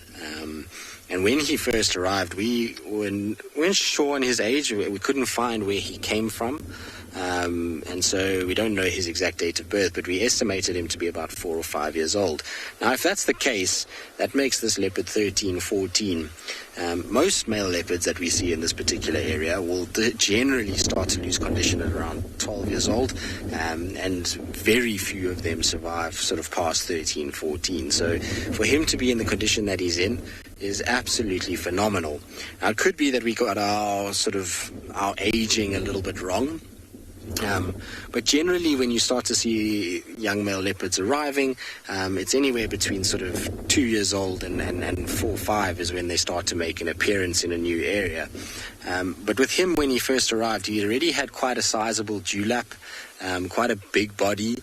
And so maybe he just grew very young and was slightly younger than we first anticipated. And maybe he was only about 3 years old. I don't know. But like I say, it was a complete guess. But he is anywhere between sort of 12 and 14. I don't think he can be much younger than that. But even for that age group, he is looking magnificent. And you think about where he came from at one point in 2017, end of 2017, 2018, he was in a really, really bad condition. Something happened where he just lost all of his muscle mass. He didn't move around a lot. He looked really bad for a while. And he somehow came back from that and is now kind of pushing back all these males that encroached during that period, which is absolutely astounding. And like I say, he's a sizable cat, so he's a lot larger than people give him credit for. A lot of the sort of legendary big male leopards have, kind of been spoken about at length, but he is most certainly in that category. He is in no way a small leopard. He's a bit of a tank and must be quite intimidating, particularly when he's in really good condition like he is now, when he's got a bit of a fuller belly, he's got this big dewlap, and really big kind of shoulders and head. So I'd imagine that he's still able to command some respect, and it's whether or not, mentally he really wants to chase other males out. I think that's what it comes down to these days. So, Susanna, it's a bit tricky. I'll show you a map now, which is it's tough to show you because it's kind of off the edge of where we are. Also, the wind is absolutely howling, so this is going to be interesting. So I'm going to just do it like this so that the wind doesn't blow it too much. But essentially, this is Djuma over here. So this kind of block that you see at the bottom.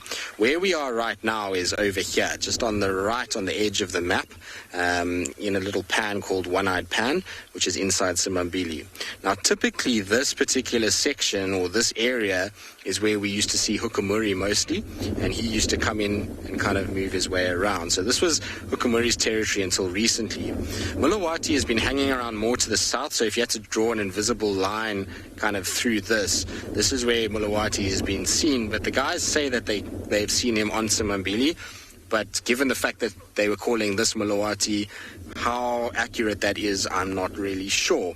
Without seeing, pictures, are always kind of a bit worried about it. But we also have seen another male leopard over in this area called Motswiri, and he hangs around mostly in this northern kind of Buffels Hook area. And last week we found another young male just over here on what's called Old Airstrip, but that young male was tiny. He must have been only about 14, 15 months old. No sign of the mom, so it seems like he's left his mom quite early. But there's a lot of male leopards kind of hanging around in this area. And so Tingana, why he's here and what he's doing here, I'm not 100% sure. Maybe he just went for a little walk into the west to go and check, or maybe he's starting to put pressure on these other leopards to move back and that he can then reclaim a lot of this area. I don't know, but it's getting quite densely packed in this particular section with male leopards. If you think we've got Mulawati, Hukumuri, this new young male, we've got Nhlangula, we've got Tingana. There's a lot going on in just this little section, and so something will have to give at some point. But hopefully we'll be here to kind of watch it as it plays out, and hopefully the Duke will be the one to assert himself further and be for many years to come the dominant male.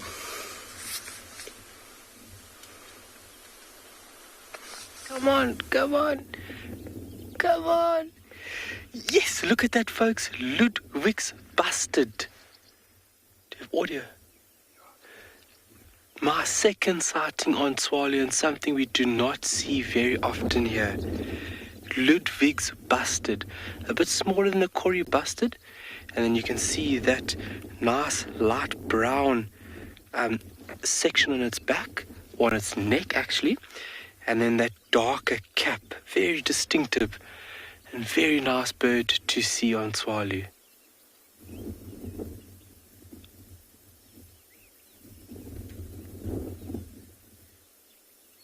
What a sighting, wow. Very special, I'm sure for a lot of the birders that would be a first time there. First time sighting for a lot of the birders. And that colour being very, very distinctive. I was lucky enough to even snap a photo or two. It's always really good for reference work. Getting a photo or two, very important for my documentation as well. I keep a list of everything, literally everything that I see in my career. So, looking at bastards, I'm just going to quickly get to the page here. I'm going to show you folks quickly what we were looking at. This is the difference between that of the Kori and the Ludwigs. Let me go to page 90. There we go. And we were looking at this beautiful bird, right over here, Ludwig's bastard. You can see in comparison to the Kori bastard that there's quite a big size difference between the two individuals, and then as well as that nice light brown patch I spoke of there by its neck, and then the dark brown crown that is presented on the head. No feathers coming off like your Corrie bustard, very distinctive little headdress, not present on that of the Ludwigs. But very nice sighting, and take a look at the distribution. If you take a look just across over here, you see the distribution is a little bit far off of us, not too far, but its core unit is further down south in comparison to where we are. Just want to find a little pointer here, but a very special sighting, like I said, only the second time I've seen it on Tswalu, so really super nice treat to see this large bird. And what caught our attention first was this bird in flight and its very light chest. And I instinctively looked across, and then we saw its partner meandering through this beautiful elandsbeen. But what a treat. Ha! So we have had no luck on any cheetah track. So I think what we're going to do is we're going to keep on meandering. We're using a cut line that's very far west from where we started. A cut line, when I refer to cut lines, I'm just referring to them as roads. We use the term cut line here. And I'm just going to continue on this road. We've gone far west, and hopefully we can get something. We're going to send you off, and we'll see you shortly.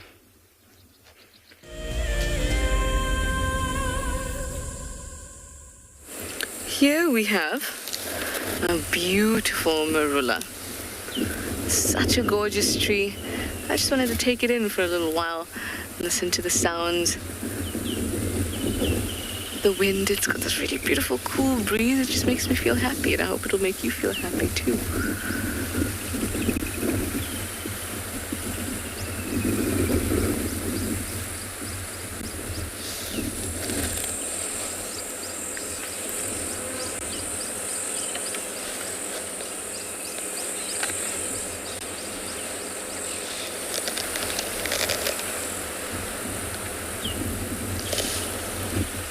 I love the leaves swaying in the wind. Such a gentle wind.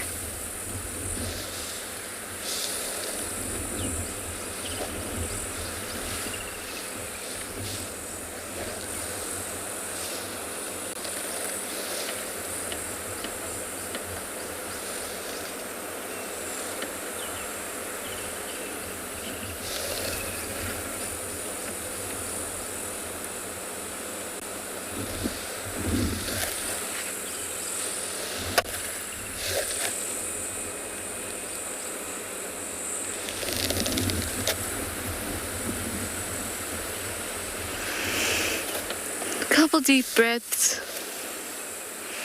It's been a lovely, relaxed morning. Oh, just wonderful.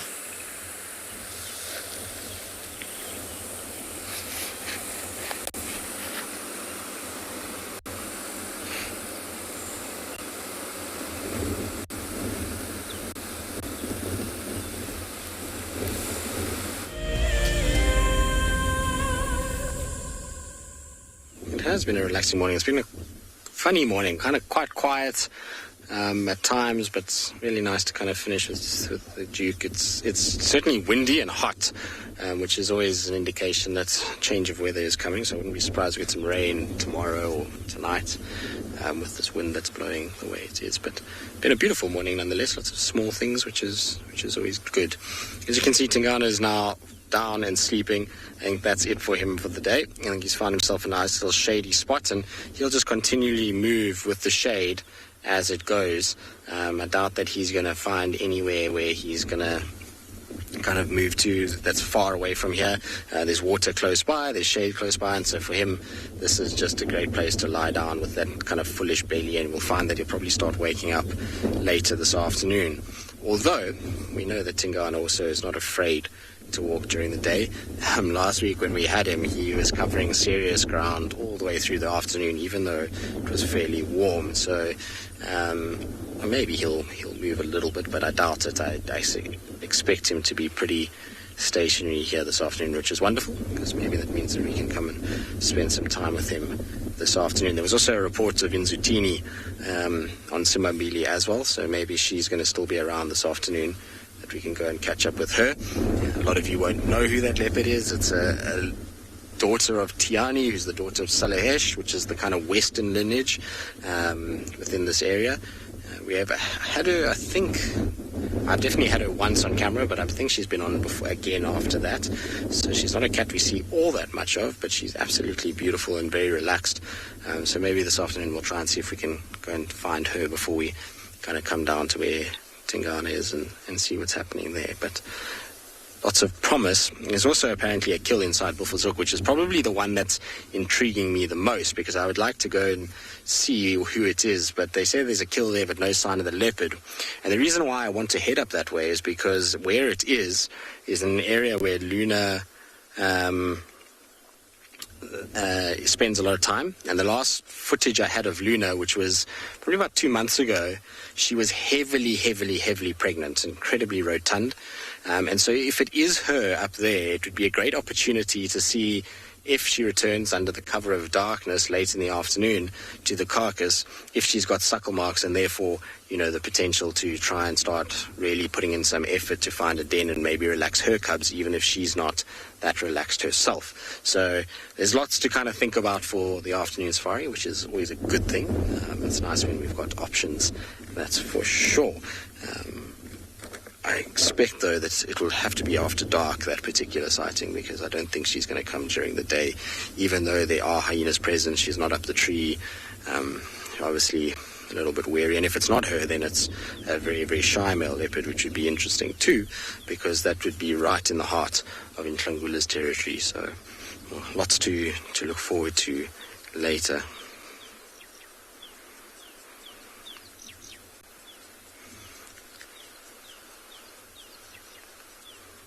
As you can see with Tingy, his ears are still very much working, even though he's in this kind of sleepy position. It always makes me laugh with these leopards. They look as though they're completely out cold, but you'll find, especially with this wind blowing, there's lots of rustling going on. And so I expect that he's going to constantly be moving those ears just to listen. The one good thing, though, is with wind like this, is it often means very few flies. The flies struggle to fly in this, and so you don't get as many, which I'm sure will be very enjoyable for these cats today. The biting flies here can be thoroughly annoying, often going into the ears and eyes and up the nose and around the muzzle, and you can imagine the whole day just constantly having to shake your head and twitch your ears, and especially for them with how sensitive their ears are.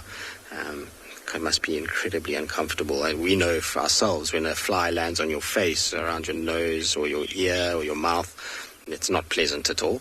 And so for them, I would imagine it's very much the same story. So he'll be a happy cat today. He's got everything that he needs in order to have a fairly comfortable day. Even though it is going to be warm, there's at least this nice breeze that's blowing, which I'll imagine will be quite hot by this afternoon, but still a bit of shade, bit of water, and a breeze is as good as it's going to get in these hot summer months.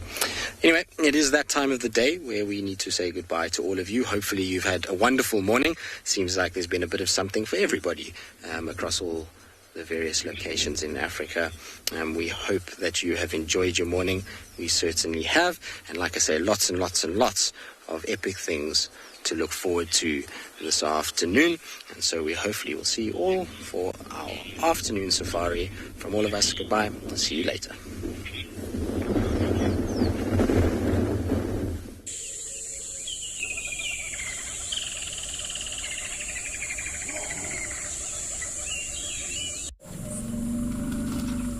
This program features live coverage of an African safari and may include animal kills and carcasses. Viewer discretion is advised. Jumbo, a very good afternoon. And we're right here in the Masai Mara. The Mara Triangle looks like we have a little bit of a drizzle. And